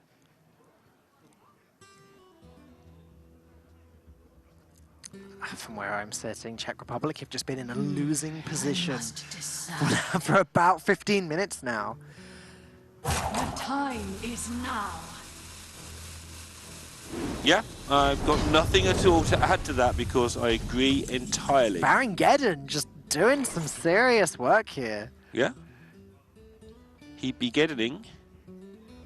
There's now no counter spell, so I guess Jarla could go for Twilight Drake and Holy Fire the Baron Geddon, but the fact that he's still not drawn Anduin. I mean, he's only got to do 36 damage with 2 bad spells and a card that's not coming into his hand. Great. Sounds easy. Yeah, I mean, what he has to do to win this game is Alex Straza has to stick. Canada know that. They've kept 2 meteors. It's not. We've known it for a while. Jarla doesn't know it for fact, but basically, he knows it.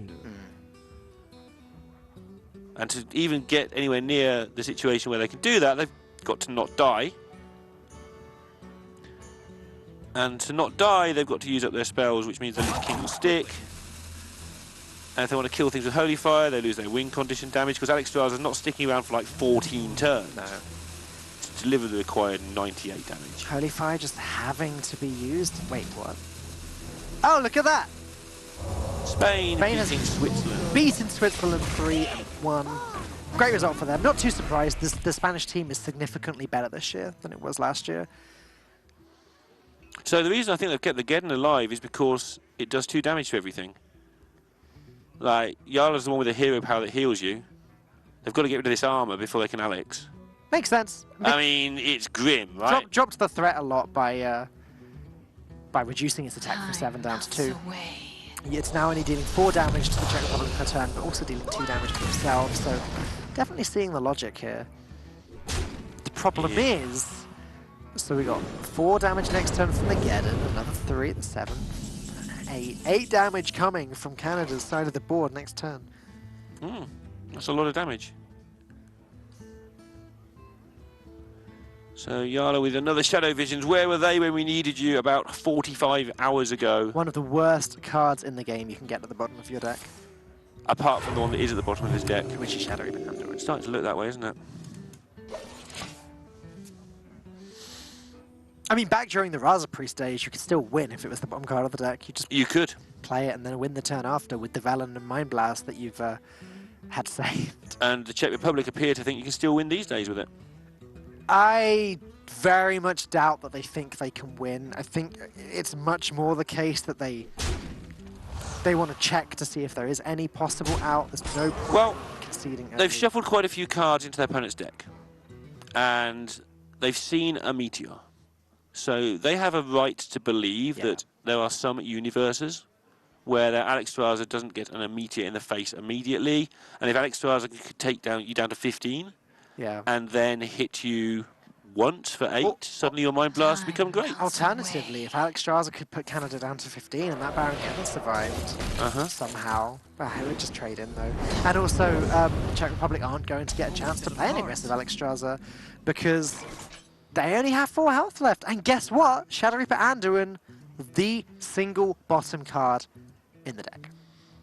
Yep, Yala, not at all impressed. And the reason for this is not they're just going to lose this game of Hearthstone, but they're going into a deeply unfavoured game at number 5. And I know that we did say that the Priest is slightly favoured here, but come on. Shadow Reaper Anduin, bottom card, Jaina played very early. In a sequence like that, of course the mage is going to win. Yep, and that's why you shouldn't have Shadow Reaper Anduin at the bottom of your deck. Yep. It's just poor planning, really. I wonder.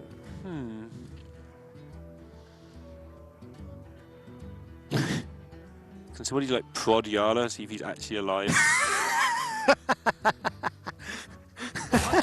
Thank you. Alright. Psychic Screaming. How are they going to generate action here? Anduin ping next turn reduces the armor. Alexstrasza the turn after that puts him down to 15. Double Mind Blast is 16 damage, so in theory, Czech Republic win in 3 turns. But yeah, and they've had every right to carry on doing this. I've been sort of taking the mickey a little bit because the problem is we can see the hands, but they don't know that meteor is definitely there. But they do know that a 0 mana Define Him in the hand. Yeah, they know they're in a world of trouble. If the Alexstrasza lives, it ends games fast. Yeah, true.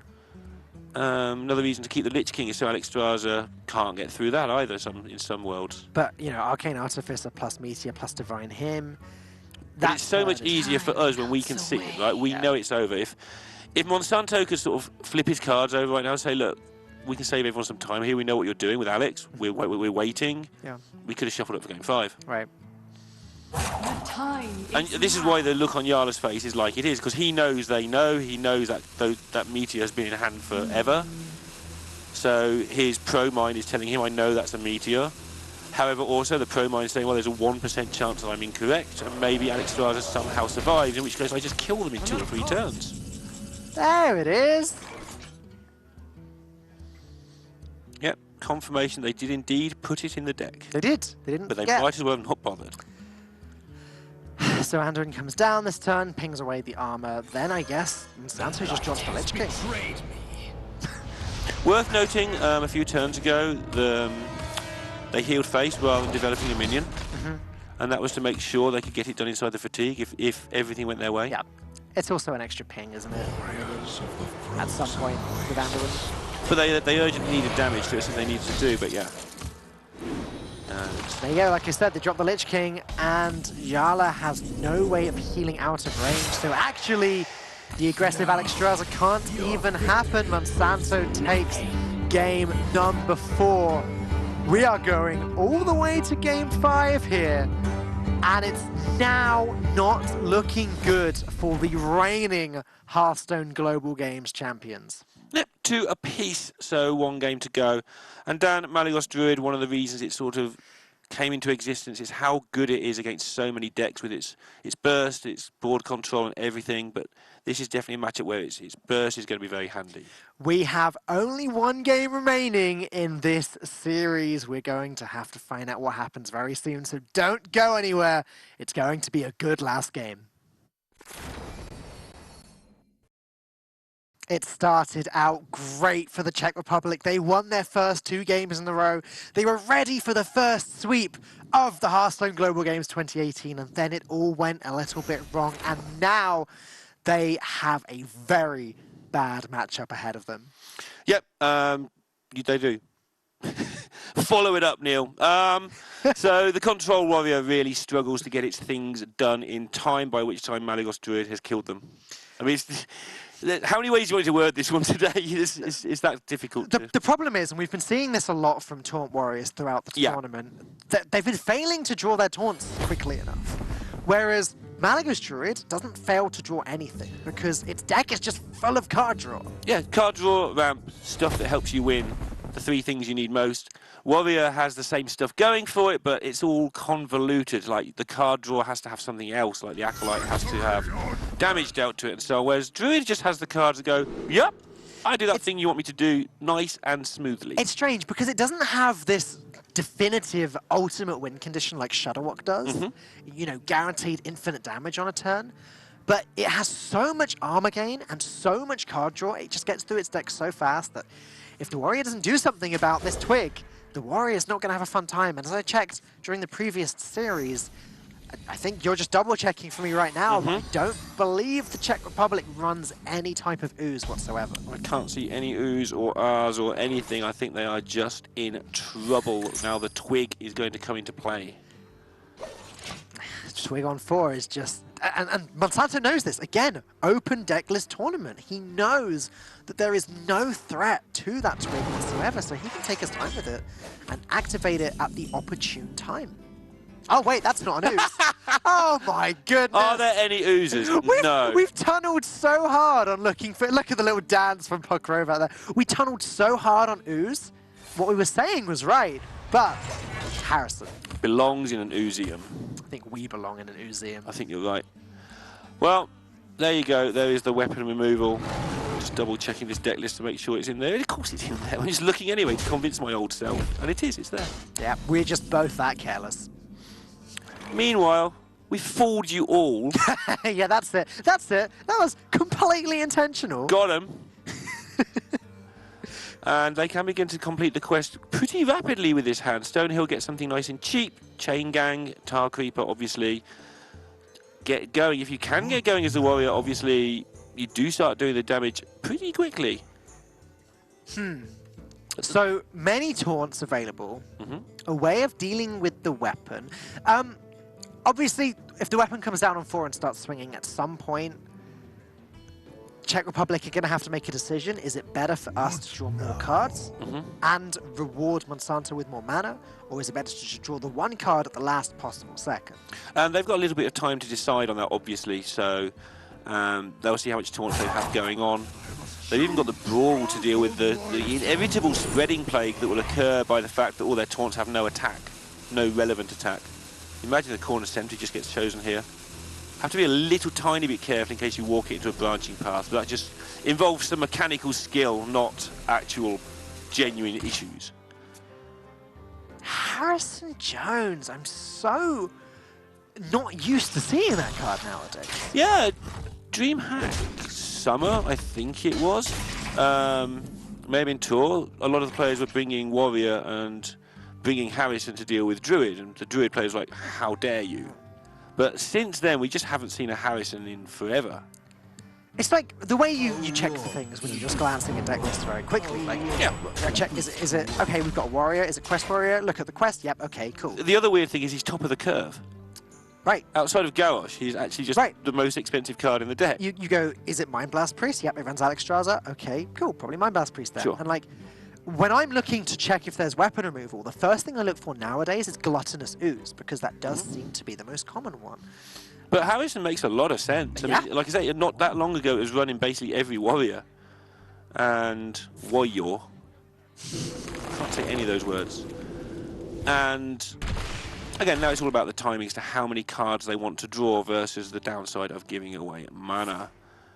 Canada with that Malygos in hand, but not much else so far to go with it. The Spreading Plague turn is looking really good next turn for Monsanto, though. He can play the Arcane Tyrant with the Plague, and yeah, like you said, it can be ruled away, but that's a pretty good way of baiting out that Brawl nice and fast. One thing I've noticed about the teams that sit together, Yep. they always have fun, win or lose, at least on camera. Yeah. You know, whatever they do off camera, we don't know, but on camera they seem to enjoy the experience as well at the same time. We noticed last year with the Czech Republic, they enjoyed it all the time. I mean, they were largely winning, so it's easy to enjoy it, but even on the bad moments, and that seems to be the pattern again this year. You know where it started going wrong for the Czech Republic? No. When they stopped eating the bananas. They had bananas in the first and second game. They won those games, and ever since then, Interesting. it's not been going right. Probably something to do with it. Jala straight up said to us, we will eat the bananas, it will increase our win rate. And it did. Yeah, until it didn't. So, getting the armor up as much as they can, that will make the task a lot more difficult for Monsanto, because if they lose the twig, which they look like they're going to, they then have to find ways to do it via Alex Straza. Yep. And various bits and pieces, Lich Kings, etc. Gets much more difficult, doesn't it? Yeah, the more armor that the Czech Republic can get, the much more time they can buy themselves.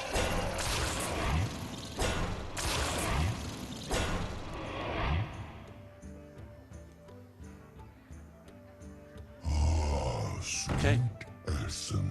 Happy to try and force a way through here over the next couple of turns. So playing the Tyrant, good at controlling the board. Might even get a bit of damage down just to control this armor. The fight for this armor is going to be real over the next few turns.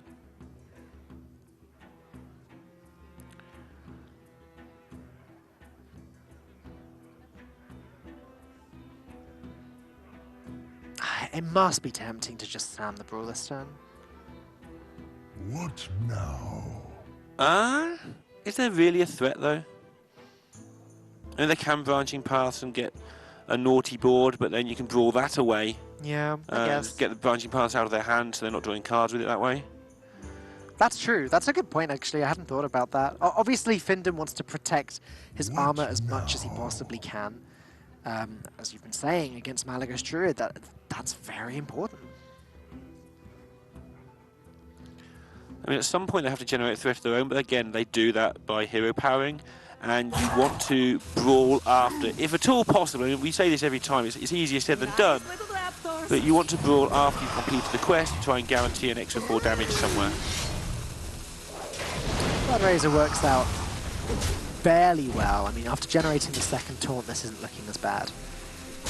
It also generates a little bit of space in the hand. A lot of the time, you won't use charge number 2 on the twig, this exact charge.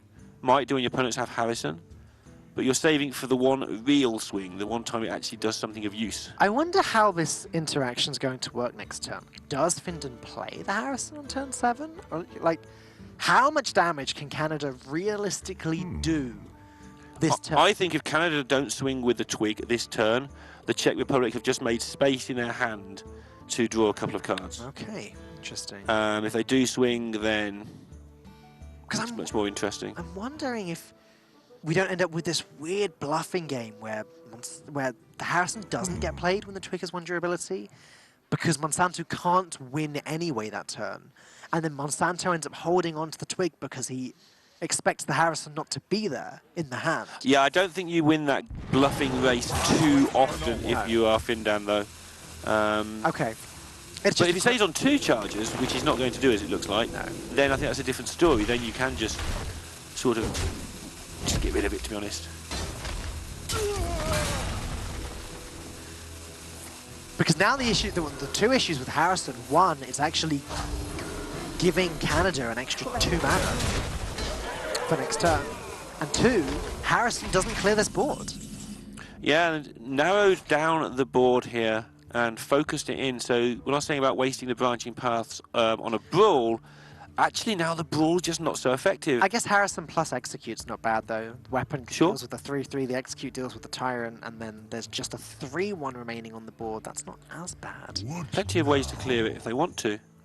Heard Sottle yesterday talking about how the magic number is usually 3 against brawl. It's just enough to apply pressure, and it's just small enough that you don't mind too much. That's not usually the case. The thing you're talking about in this particular matchup, you're normally talking about that in aggro versus the warrior, but same principles often apply. I'm very curious about this Harrison Jones, whether it gets played or not. Nice little raptors.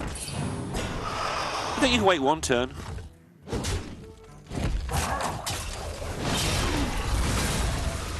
Yeah, he's not playing it. So now if Canada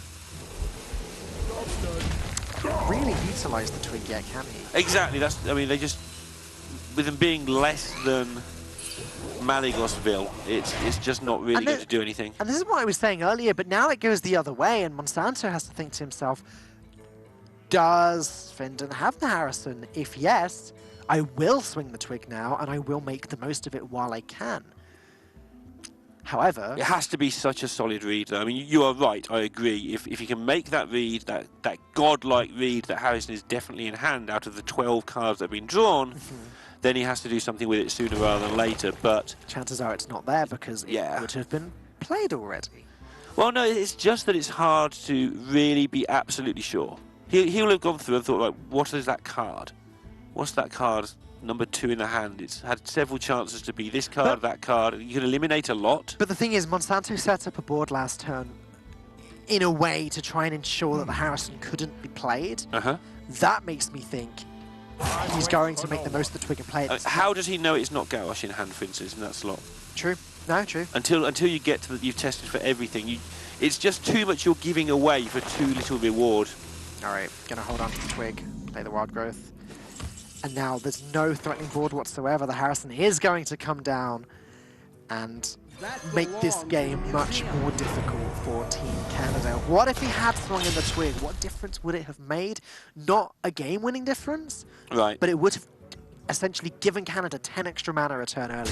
But even then, I mean, I agree with you, but as soon as that card was picked up, Monsanto sort of concentrated hard because he knows it's either probably Harrison or Gauash at that point. But as he hasn't got any way of telling which of the two it is, giving it away on a 50-50 is, and there might be other cards it could have been, but they're the two main ones, is just not worth it. So one of the reasons that this deck is so good across the board is that it's one of the few, it's one of the druid decks that can afford to run Malfurion. Obviously, Taunt Druid being the key one that can't. And Malfurion, just in chunks of 3, does start to deal some serious damage itself. Yeah, it does. We've seen people go in with it pretty early on and just get it done with 3s from time to time. I mean, Gul'dan does that. He does it a bit more efficiently, but that's how Gul'dan gets it done a lot of the time too. It's just one of the few hero cards where if it's glowing green, it's almost always correct to play it. Yeah, it's not creative, but it's definitely good. Oh, for goodness sake, that's twice in one day. I told you yesterday you'd hit your quota for this tournament. Yeah, well, we've gone over quota. But Czech Republic now, I think they're discussing just getting this Gauash out of here. First of all, it protects the minions on board, pushes a lot of damage. And secondly, as we discussed yesterday, as soon as you complete the quest, Gauash kind of becomes a bit obsolete because he just overrides your new shiny hero power that you really want. So getting him in there now, take down some spiders, push some damage to face, lower the number of rag shots that need to get lucky. And I don't think they're agreeing on this. This heavily limits the amount of armor that the Czech Republic can gain now. I feel like Pokrovac doesn't agree with them on this play. Doesn't look happy, does he? Fairly agreed. He sort of gave a bit of a nod in the background. Presumably Yala agreed in their ears, but Pokrovac had other ideas. Goodness knows what they would be. Maybe they're having discussions about a future turn. Yeah, they're still heavy in discussion. They won't be discussing the last turn now. They're too professional for that. They'll be talking about the future. Or, how nice the bananas were. They're too professional to discuss the last turn, but not too professional to discuss bananas. Exactly. Good old Czech Republic. So Lich King has to be something to consider, even if just to bait out the removal so that Malygos won't stick. And also, Death Knight cards. Have an innovating here. Frostmourn's Death and Decays. They can do some pretty amazing things. I can. Frostmourn's completely insane, but almost never. But when it is, it's completely and utterly ridiculous. Yeah. Death is eternal. My turn is not. Deck becomes so much harder when you lose your ability to cheat mana. There you go. Santo going to do what he can to either force this Lich King to stick or force Czech Republic to use some removal on it. Death Pact, not the one that Canada will have wanted. Yeah, got Shield Slam, execute, everything going for the Czech Republic here. Been a very backwards and forwards series of good, strong reminder that just because a deck is a favourite or even a strong favourite, it is not always guaranteed to win. That's just not how it works. And this is Paladin versus Murloc Mage.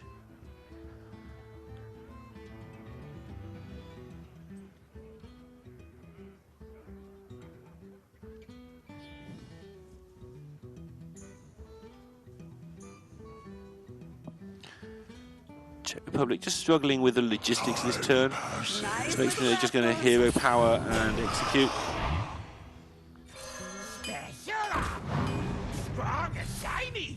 Themselves up to a whopping 41, and that just buys them more time. So when the quest is complete, which again they haven't rushed, we've seen this quite a lot with this deck. It's just like control deck where the quest happens sort of over time. Sometimes you have to rush it, but a lot of the time it's okay just to durdle along. Durdle. Lollop, if you like. Lorinda words of the day. Durdle and lollop. Like a sofa. Don't worry. What are you even saying at this point? Just words. Somebody will get it. There'll be one person out there who knows what I'm talking about. Okay. Pretty sure about this. I'm sure he's very excited right now. Someone who's not excited at the moment is Monsanto. Things seem to be getting worse and worse as this game progresses. We sold this as a difficult matchup for the Warrior. To be fair, we sold it as a difficult matchup for the Warrior that had no weapon removal. No. We said no ooze. We did get it technically correct. However, I don't think we should use that as an excuse at this point. Yeah, it's not. They might just see through us, Dan. Wow, look at that. Doompact's having to come down. There goes Alex Straza. Swipe, that's more damage, and Arcane Tyrant, the lesser of the evils, but that was a pretty evil mill.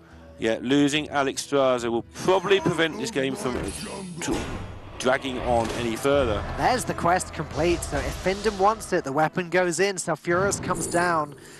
That's 12 damage that Czech Republic can deal to Canada this turn. And look at the hand of removal they have for clearing the way for future shots to the face. Is there any way out of this for Monsanto? He can gain armor.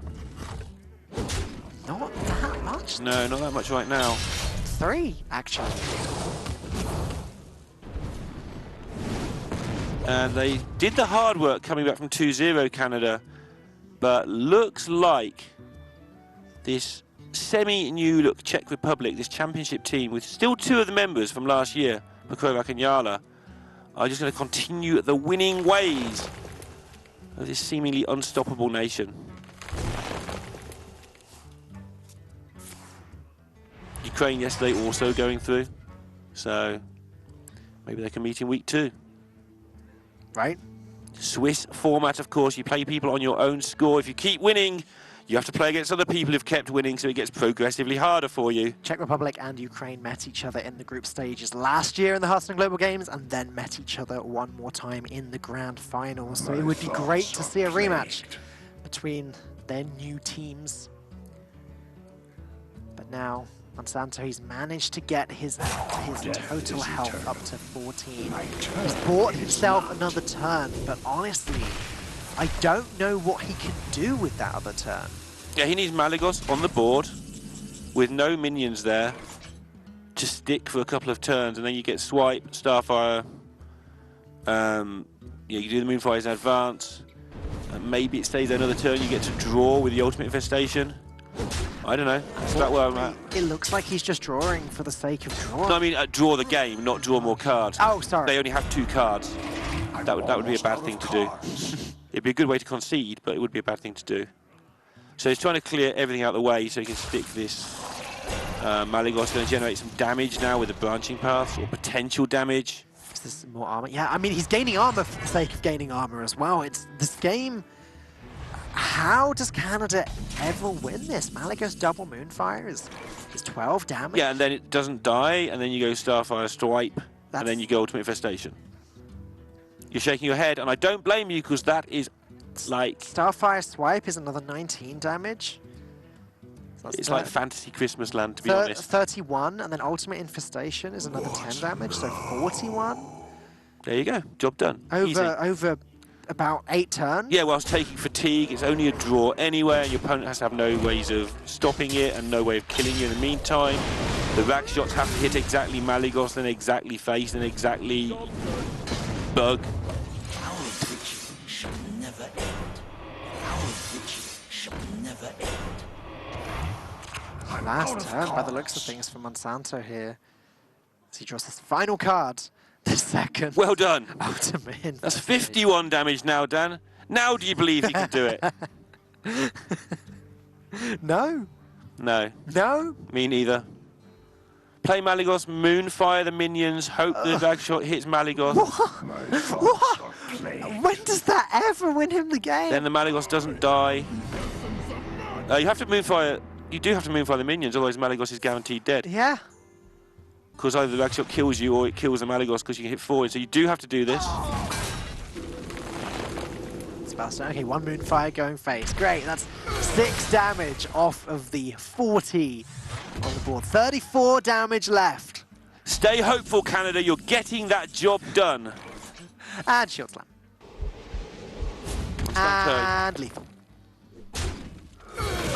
Canada, you can lose all of the hope you want. Czech Republic, press the magic button. It looked like Canada were going to get there with the reverse sweep, but they've done it. Reigning Hearthstone Global Games champions are back, and they're better than ever and ready to take this just as seriously as they did last year. What a tight series. But Canada can still get it done because it's Swiss. Yeah, of course. Just thought I'd try and keep the hype going for Canada, because I tried all the way through that game in a game that looked from about turn 7 like they were never going to win. So just, hey, Canada, well done. I mean, they fought really hard considering the position they were in at the start of that series. They lost the first 2 games in a row and almost managed to come back, but that Harrison Jones on the twig was just too much. It was, and there were other bits there. They didn't get anything going as well. Like Lich King was very deep in the deck if they wanted some sort of extra sort of some way of trying to get into it, and just didn't work out for them in that one. Czech Republic, don't think too many people, unless they're Canadian, will be particularly sad about that result. Seeing the reigning champions in any tournament go well is always a good sign. It's great, and like I said, it's always a shame when the when none of the casters pick the champion team. It would have been a shame to see them drop out slowly, but nope, they're going to prove themselves. And that's great to see. I believe we have an interview with the winners, Czech Republic. Congratulations for your win. First thing I want to ask you guys is, how are you feeling as we went towards the last games? Things were getting pretty close there. Okay, I don't believe that they're able to hear me at the moment, so we'll put a pause on this interview and come back to it very soon. Oh, maybe? Nope, they're gone. All right. Oh, that's a shame. It would have been great to have a chat with pretty much the whole team, but let's take a look one more time at how that series went down. 2 wins for Czech Republic, 2 wins for Canada, and finally Czech Republic taking it all away. Yeah, and a couple of unfavourables there, but getting it done at the end against the run of numbers, but just showing that your tech cards can make a huge difference. They may not have Sivka anymore, but they've still got that residual techiness that Sivka likes, and they're still making sure they get it done in the right places. 1 card here, 1 card there can make a lot of difference to your percentage chance of winning. And it is, in fairness, the one thing that's always bothered me about Malygos Druid is that Twig of the World Tree, it is the weakest legendary weapon when it comes to remove. Yeah, people will tell you you can still get it done in multiple other ways. That's just not the whole thing. Sure, yes, it can, and a lot of the time too, and it's a very powerful deck, but it's still a massive weakness. It is. It's a big weakness indeed, but they've done it. Czech Republic eventually managed to take the win. We have one series left for you today, a day 2 of the Hearthstone Global Games. But before we get into that, we've got some highlights to watch. Just also like to remind you, if you did want to hear Pokerak and what he's got to say about this year's Global Games, you can always watch the preview show on VOD that we did on Monday, where there's an interview with Pokerak on there. Yes, that's true. So although we've missed that interview, you can definitely hear his opinion if you go and watch that back. But there you go. Do you remember, this was such a long time ago, but remember me raving about how much I love Questing Adventurer? I remember you raving about how quick the match was going to be. I think that was this match. This was absolutely phenomenal. Yeah. Did not need the Shudderwock to kill your opponent with 3 2s and 2 3s and all other meager minions that could get that one done. It actually was. You mentioned tech cards a few minutes ago, and it was a series of tech cards. Yeah. For Czech Republic. The tech cards being the Questing Adventurer in the Miracle Row, not seen that commonly, while Pyromancers, which aren't in all Shadowwalks, being the tech cards that won that matchup, and then the Harrison Jones being the tech cards that won the series. So we should maybe start calling it the Tech Republic. Let's not do that. But That sounds like a really, really cheap esports team. yeah, this was a tough game for Jala. Again, Shadow Reaper Anduin being the very bottom card of the deck meant that they didn't really have a shot there. And finally, Sulfurous doing its work. Ragnaros Hero Power, Die Insect, over and over again for Canada, hitting the face every single time, I think, or at least almost every time. Yeah, they set it up to do the right things at the right time, even down to this last play there. Monsanto would not give in without a fight, even using those Moonfires to desperately, for some reason, try to keep the Malygos alive. But I have some better news. I think Dan's going to relay it. We have great news, and that is that we're going to try this interview one more time and see what the Czech Republic think. Czech Republic, can you hear me? Yeah, I can hear you. Excellent. Congratulations for the win. The first thing I wanted to ask you was, how were you guys feeling as you went into that final game? Things were getting pretty close. Like, we were a little bit scared after the 2 losses in a row, but then we saw Harrison and we were really happy. You were talking in the interview on Monday's show about the new partners you have this time around. Were they as good as you hoped for to work with? Yeah, the work was really perfect, and we had perfect teamwork in preparation and also in this match. But there is always a chance to get better, so we will try it for next time. Okay, now you knew I had to ask you a question about this, but how many bananas between you have you eaten today? I think 5. Is that it? Or maybe 6, I don't know. That's still quite a few. I do hope to see a better performance from you guys in that area. Obviously, Jarla couldn't be there. We will try. Will Jarla be in the building with you in future weeks, do you think? Jarla was here, actually, but not because he is in America. Yeah. But will he be with you in I person? think, yeah, I think he will be with us in next weeks. Excellent. It's good to see you all sat together. Really seems to help a lot. Congratulations on your first win. Hopefully we'll see all 4 of you together for the next round of the Swiss. Go and enjoy it, guys. Yeah, bye. Bye.